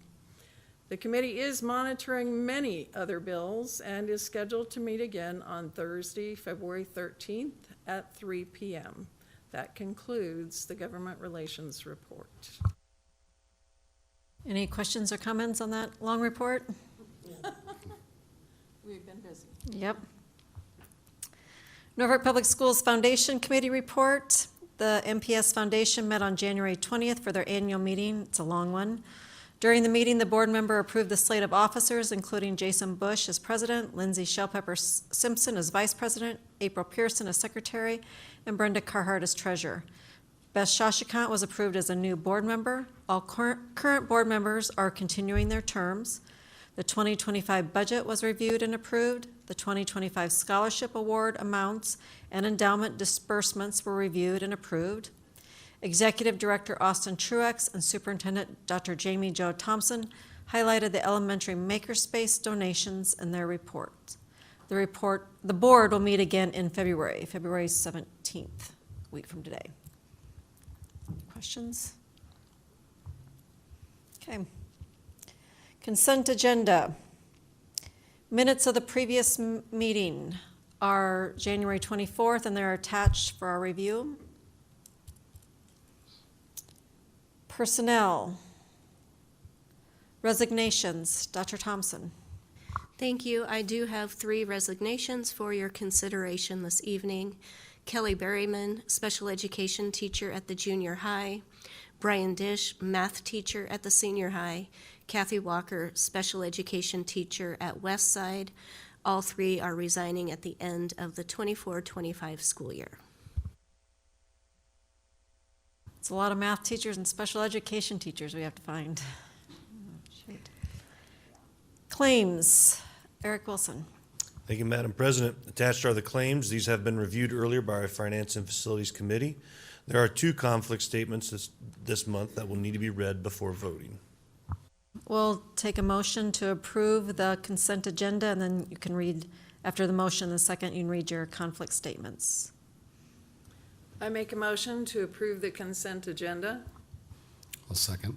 Okay, there's been a motion by Patty and a second by Tom. Is there any discussion or conflict statements?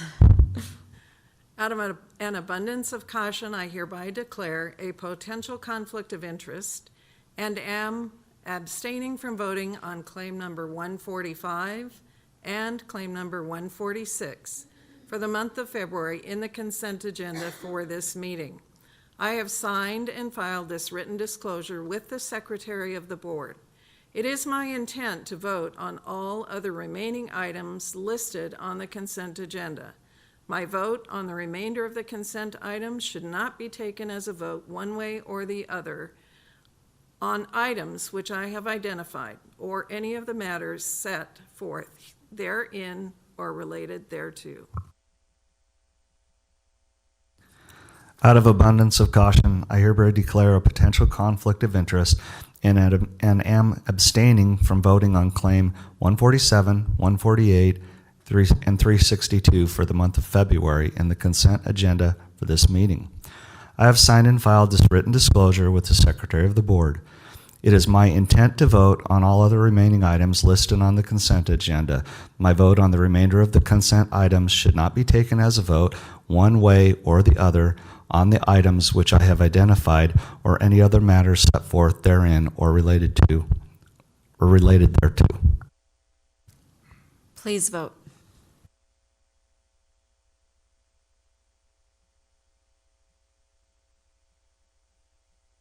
Motion carried, 6-0.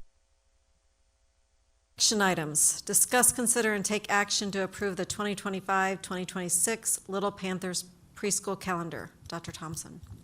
Thank you. This Little Panthers preschool calendar is based upon the K-12 calendar that you approved previously.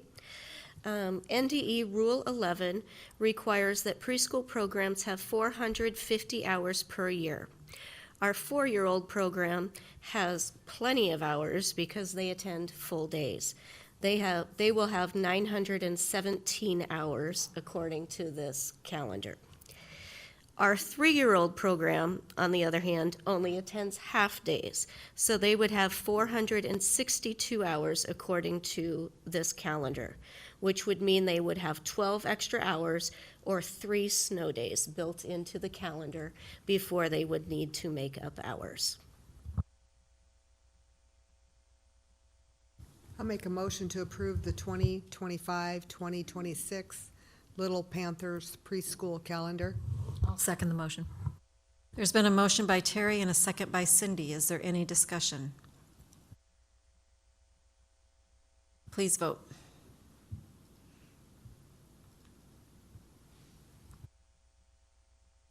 Motion carried, 6-0.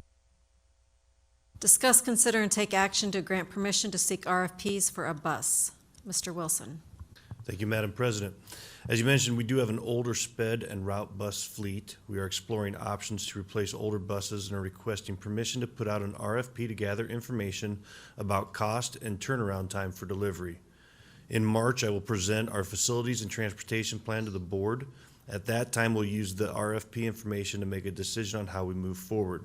There's no required purchase in gathering this information. I'll motion to grant permission to seek RFPs for a bus. Second. We've had a motion by Steve and a second by Tom. Is there any other discussion? Yes. Okay, Patty? I'm just wondering why we're doing this as an RFP rather than an RFI. Well, with the RFP, if we would choose to make the purchase, we're getting proposals that, you know, what other options are out there for us. And we have our specs that we want, but what else were they willing to put into the bus, you know? So just seeing what other options are available. We might go gas, we might go diesel. And this was a planned purchase that was budgeted for already, correct? We have been depreciating funds into the maintenance and vehicle fund for these purchases. But like I said, yet, we're still not, we just want to see what's out there right now. Please vote.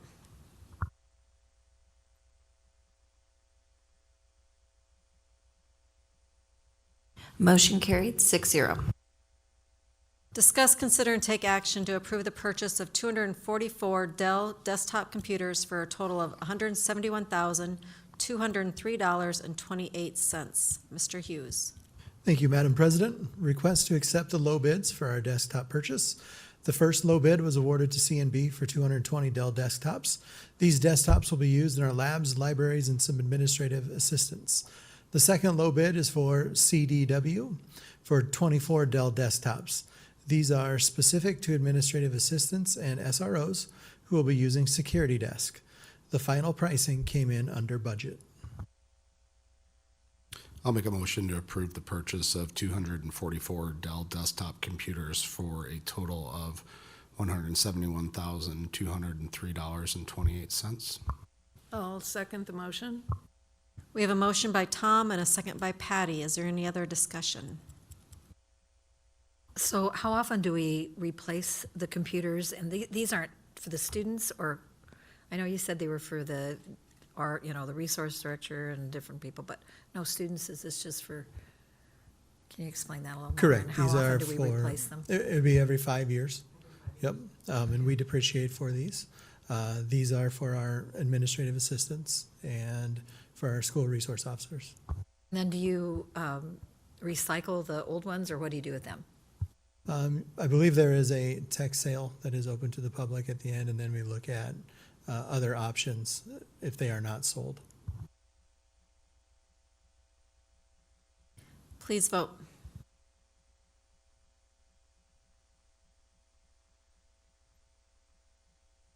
Motion carried, 6-0. Discuss and consider and take action to approve the addendum to the 2024-25 elementary, middle school, junior high, and senior high student handbooks. Mr. Hughes. Thank you, Madam President. This is a request to make changes to our student handbooks in regards to sharing student directory information. The revisions are based upon recommendation from Perry Law Firm. See the attached proposed addendum to the 2024-2025 elementary, middle school, junior high, and senior high student handbook. I make a motion to approve the addendum to the 2024-2025 elementary, middle school, junior high, and senior high student handbooks. I'll second the motion. We have a motion by Patty and a second by Terry. Is there any other discussion or questions? Just a question. How are people notified that there's been an addendum made? Yeah, we'll email through Infinite Campus. Vote.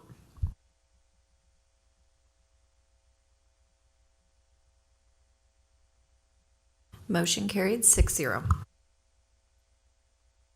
Discuss, consider, and take action to approve the first reading of Board Policies 3130 through 3220 related to business operations. Dr. Thompson.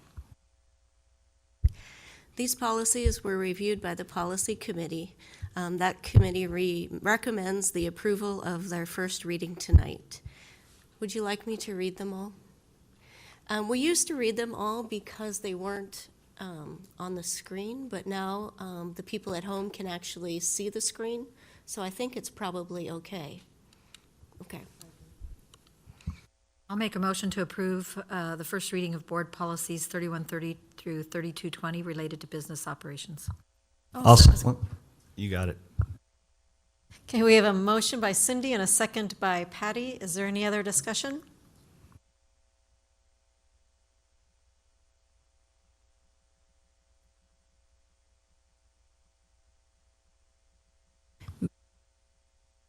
Motion carried 6-0. Thank you. Discuss, consider, and take action to approve the first reading of Board Policy 8342, designated method of giving notice of meetings. Dr. Thompson. Thank you. This policy has been updated by Perry Law Firm to reflect changes in state statute. Norfolk Public Schools is already following the statute. We will not have to make any changes as a result of the policy. Make a motion to approve the first reading of Board Policy 8342, designated method of giving notice of meetings. I'll second. We have a motion by Terry and a second by Steve. Is there any other discussion? Please vote.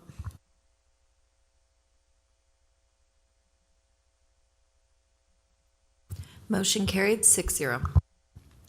Discuss, consider, and take action to approve the first reading of the Board Policy 8157, Standing Committee on Superintendent Evaluation. Dr. Thompson. Thank you. This policy was revised to match Board Policy 2320, Evaluation of the Superintendent, which was updated earlier this year. Well, actually, it would have been towards the end of last year if you're going by calendar year. In addition, the committee, after looking at the policy, decided they would like to make an additional change, which was to change the language related to deficiencies to improvements.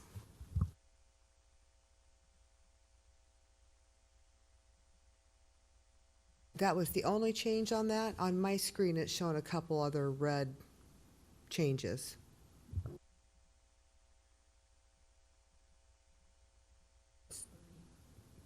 Who's on the policy committee? It's basically changing to match the other evaluation, superintendent evaluation policies, so it just would be consistent. So why do we have crossed off summary statement to be shared publicly at an official board meeting? Right now, we have the Nebraska School Boards compiled it for us. Changed instead of us doing it in-house. What's I don't changed? think we had it. Never. That's why we need to go by policy. If this is a change, we weren't going by policy. So I think we need to table this and not vote on it because I do not have enough information. Because my concern is that if this is how it was supposed to be done, it was never done the right way. So we're doing all the policies, so we need to make sure we're doing these policies correctly. 2320 is how the evaluation of the superintendent is supposed to be done. That is the superintendent evaluation policy. There's one on there. So action item 9.7 is only to change how we're describing deficiency. And to match. And to make it match 2320. This So is why a are the other things procedural crossed question. out? Should we be addressing policy 2320 first before we take action on 8157? 9.8. That's what I'm asking, like procedurally, should we be adopting the changes in 9.8 before we make a motion to accept the changes in 9.7? I think Terry's question is why is it crossed out to review, that it should be reviewed by the school board members? I mean, do we not get a copy of the evaluation after it's been compiled by the NASB? Because I don't think we've been given Well, it's that. supposed to have gone to the president, to the vice president, to the superintendent evaluation committee, but that's never been shared with any of the board members. There's been no action that's going to be taken as far as the deficiencies, the improvements that need to be done. The board needs to be involved in the evaluation, or there's no reason to have an evaluation. And furthermore, I believe that there needs to be public comment about how the evaluation goes, because that's the way it was in policy. Agree that we should table.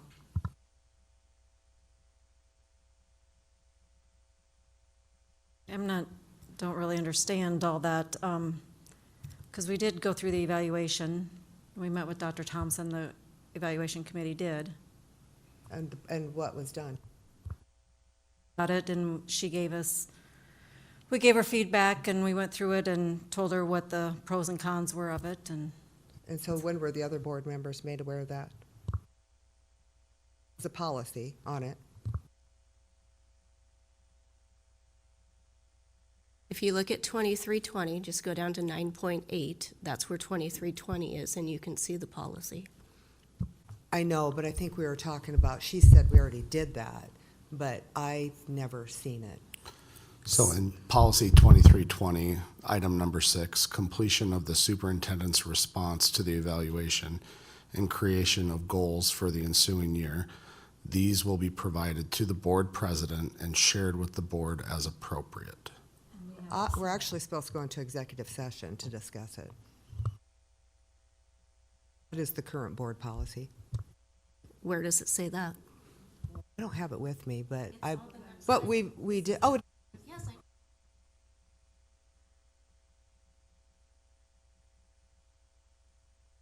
Okay, but we never have gone into executive session. I guess my concern is that we're gonna stay consistent. If we're making changes as a board, and it's not anything personal at all. I'm just saying there's no sense in everybody working hard on policy changes and we're not even doing the current policy. Unless I've missed something. I mean, that would be a possibility as well. I think what you're saying is we haven't been, as the remaining board members that are not on the evaluation committee have not been provided with the results or the information. Or what the action is, if there's any action taken, any follow-up. I mean, that would be the concern. And, the constituents, pay the salaries, so they really do deserve to hear some kind of report or feedback from the board. we wouldn't go into executive session then to do that, and it doesn't say that we go into executive session. Well, I guess we don't have to. No. But let's So at just- that point, you could entertain a motion to table. Yeah, I think I'd like to make a motion to table the first reading of board policy 2320, superintendent's evaluation. There's already a motion on the table, correct? So we need to vote on the motion on the table, or it needs to be tabled first. We're actually on 8157. We Yep. need to take action on the motion that's on the table on that one. And the motion is that we pass it. Motion to approve, yeah. Unless somebody wants to amend or table that motion. I don't remember who made it.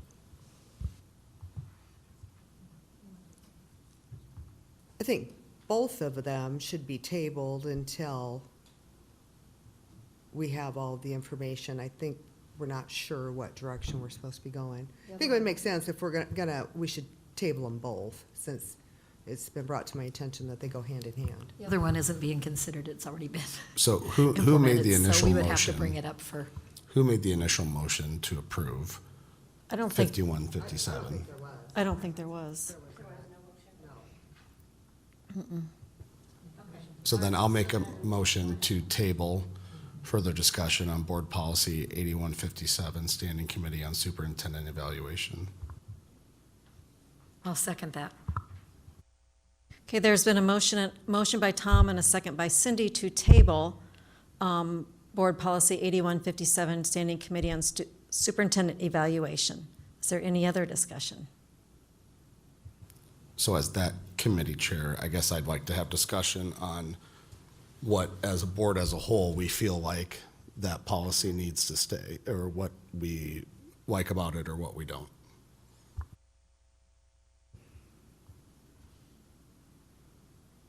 I agree. Being new on the board, I'd like to hear more discussion. Do we want to discuss this now, or this is really the only venue we have to discuss this as a whole group? We can, but I think my problem is I didn't get the information till Thursday. I was out of town for districts on Friday, so I did reach out to a couple other policies and people on that committee, and they agreed there could probably be some concerns there. I'm not saying I'm against or for anything. I don't have the information to vote on it.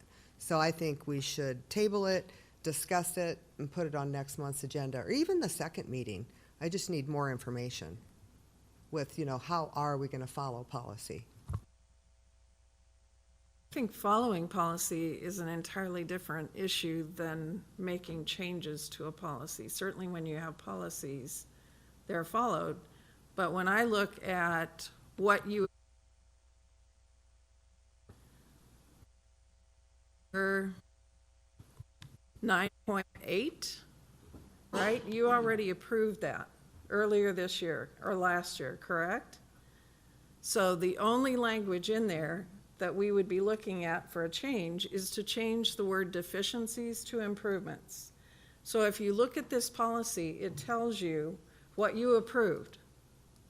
The only thing that's happening with 9.6 is to make the language in that policy consistent with the language in 2320, except for the word improvements versus deficiencies.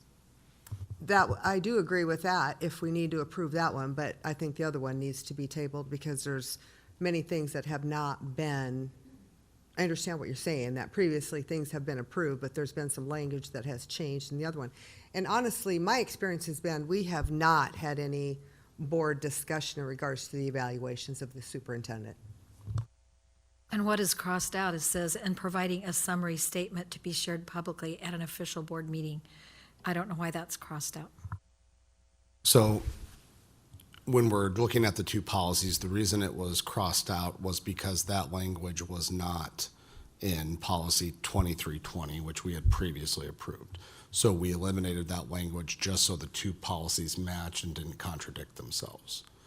It wasn't a actual policy change, it was changing the language to match the already approved policy. So why is it crossed out to provide a summary statement to be shared publicly?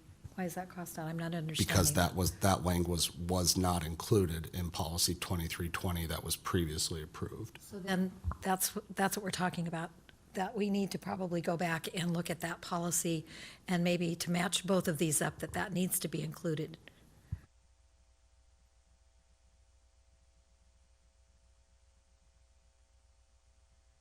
I think the appropriate thing is probably to refer this back to the policy committee. I mean, we're hearing what you're saying, but I think it's policy committee that needs to have further discussion of this. Then if we need to for discussion, we do that. But I think the first step is policy committee. That was my thoughts as well, exactly. And then I'll just reach out to you, you're the chair, Tom. I'll, just follow up with some more information. I'm not saying I'm against or for anything at this point. I am not prepared to make a decision. So do you need to change your motion to table it to refer back to the policy committee? Because right now it's just a motion to table. May I ask a clarifying question? Are you sure it's policy committee it needs to be referred to and not the superintendent evaluation committee?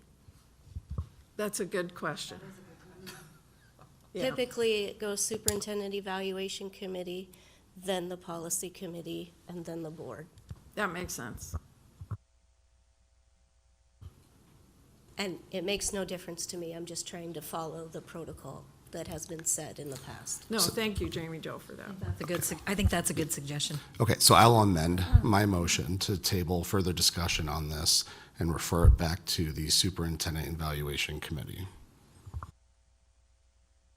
both items 9.7 and 9.8, policies 8157 and policies 2320. Second the motion. Been a motion by Tom and a second by Terry to table this to refer it back to the Superintendent Evaluation Committee for further review. Is there any other discussion? Clarification only, so the superintendent evaluation, and then it will go to policy if we see, right? Okay, thank you. I'm not sure we need a motion to refer it back, but go for it.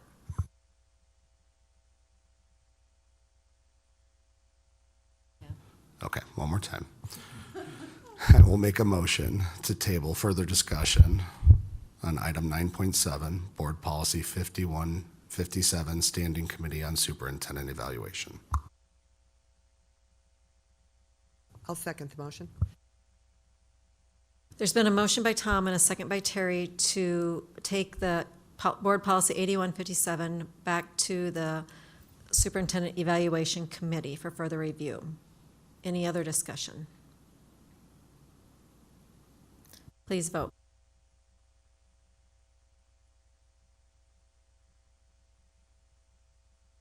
Motion carried 6-0. 9.8, discuss, consider, and take action to approve the first reading of Board Policy 2320, Superintendent Evaluation.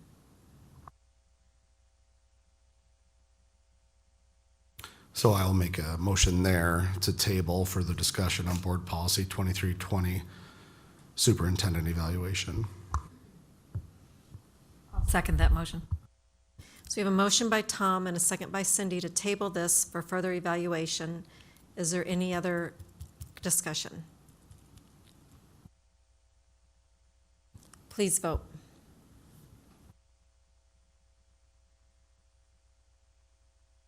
Motion carried 6-0.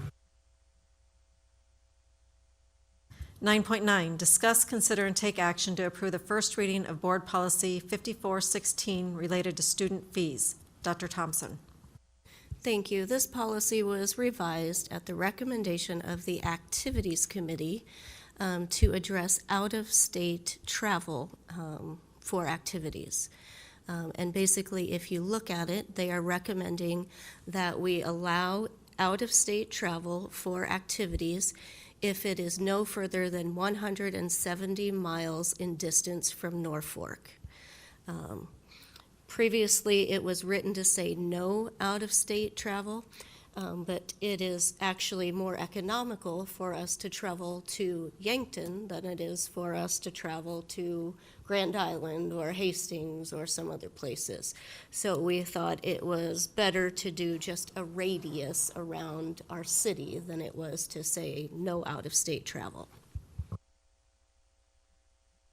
And those of you on either the Activities Committee or the Policy Committee, please feel free to jump in, because we had a very lengthy discussion about it at the Activities Committee. In Activities Committee, we realized that it really only applied to about one trip, that we were going to not take our buses there or do the out-of-state travel, because the rest of them were in the radius, so it only affected about one trip. Just clarifying the no out-of-state travel. Right, it was saying that out-of-state travel was okay, but the district's only going to pay for transportation up to 175 miles. So if you had a competition that was 200 miles away, the district would pay for the first 175 one way, and then each activities club account would be responsible for the remaining mileage after that.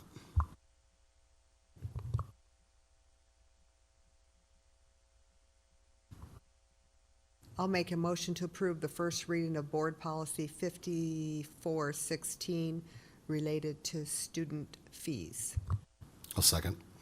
We have a motion by Terry and a second by Tom. Is there any other discussion? Vote.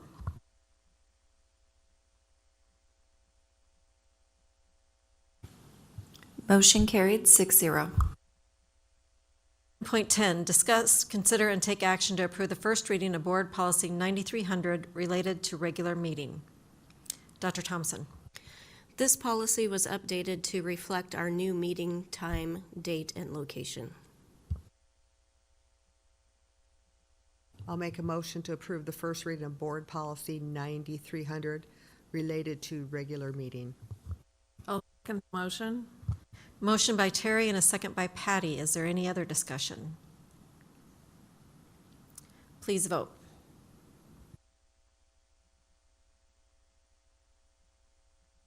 Motion carried 6-0. 9.11, discuss, consider, and take action to approve the first reading of Board Policy 8130 related to annual organizational meeting. Dr. Thompson. Thank you. Several changes were made to this policy to make our annual organization meeting run more effectively and efficiently.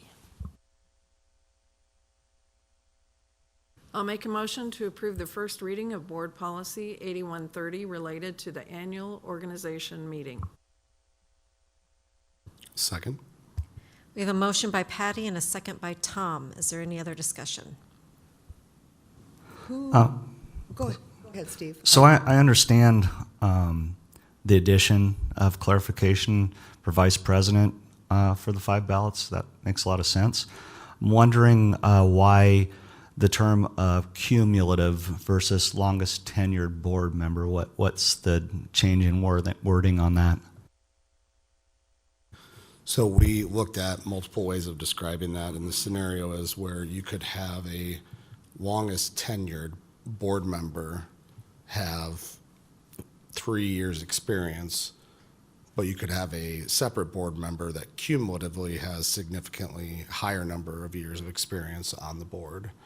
And as a committee, we felt like the deciding factor on who that should go to should be the school member or school board member with the most experience serving on the school board, cumulatively, total, not just consecutively. So like Patty's been on the school board before. So you're factoring that in, not for current term? Right.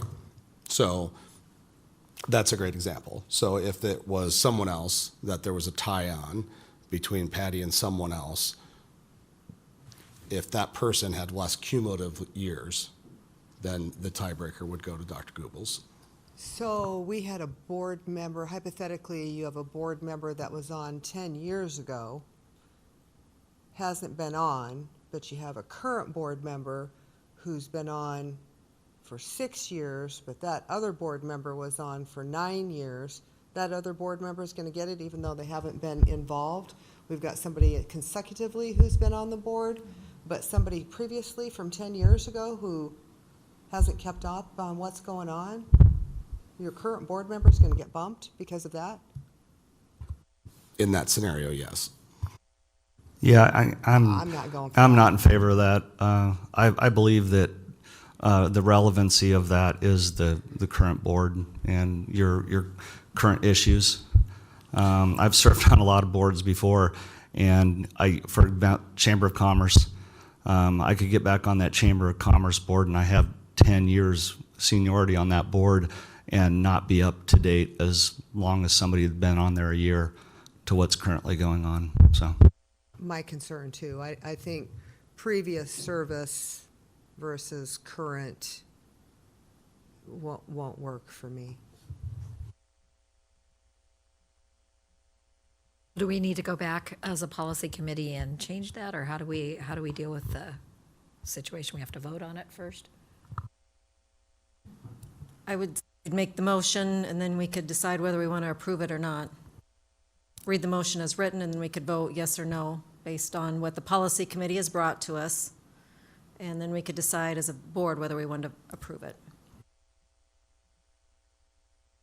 I guess just a comment that I would make is I think it's certainly important to know what issues there are in districts, but I think experience is more than just current issues.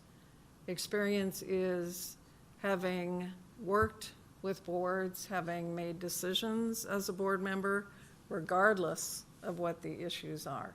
I think just the notion of having experience. I mean, if Brad Krevalovic wanted to come back on our board, he hasn't been on the board for a long time, but I would welcome him back on the board because he has a wealth of experience in understanding how boards operate. That's a great example, but real life, real numbers, we have to deal with what we're dealing with at the current time. And like your story, like Dr. Krivolovic, that would be a great person to use as an example. But I think we have to stay with what's currently going on, and I respect everybody's time from being on a board, but we also have to give credit to people who are currently serving on the board and clearly know what is currently going on and what the issues are. Not that somebody with the cumulative years wouldn't do a good job, but I think we do owe the respect to the current board members. You're also talking about leadership, not just welcoming them back on the board, but a leadership position. President, vice president, that's a different deal. Thank you. Good point. So the scenario that both you are talking about could have played out if we had this policy in play at our last organizational meeting. And what you're saying, that if there had been a tie vote between myself and Dr. Goebbels, in the scenario that you want put into policy, you're saying that the board member that's been on the board for 8 months should take priority over the board member who served, I'm sorry, I don't know how many terms you served previously, and served on the state education board. That's the scenario that you're wanting to approve.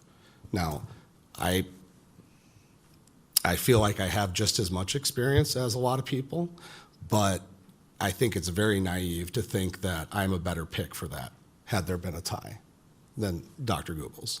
And we can argue about leadership and we can argue about what the right scenario is, but we all know, because we have all done this now, that serving on a school board is a much different animal than any other type of board. And I would me personally, I would want the person with the most amount of experience doing that, making decisions, not the person who has the most recent experience. I think, That's just my opinion. and both sides, agree with both sides of it. But we do have to respect our current board who's on here. And if there would be communication and leadership from people who are running for those positions and would talk to other board members, we probably wouldn't find ourselves in a conflict.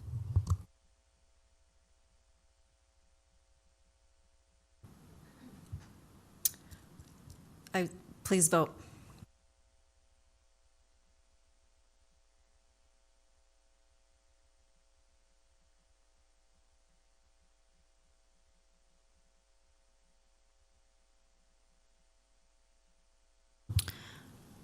Tied, 3-3. Voting nay, Terry Bauer. Voting nay, Cindy Booth. And voting nay, Steve McNally. Motion fails. And fails. Now the 8130 will go back to the policy committee for a redraft and then bring it to the board again. Correct. Okay, thank you. Future meetings. The second monthly meeting of the Board of Education is scheduled for Monday, February 24th, 2025 at noon. The following regular meeting of the Board of Education will be held on Monday, March 10th, 2025. All components of these meetings will be held at the MPS Central Administration offices and will be open to the public unless an executive session is needed in order to protect the interest of the district or the reputation of an individual. Meeting adjourned.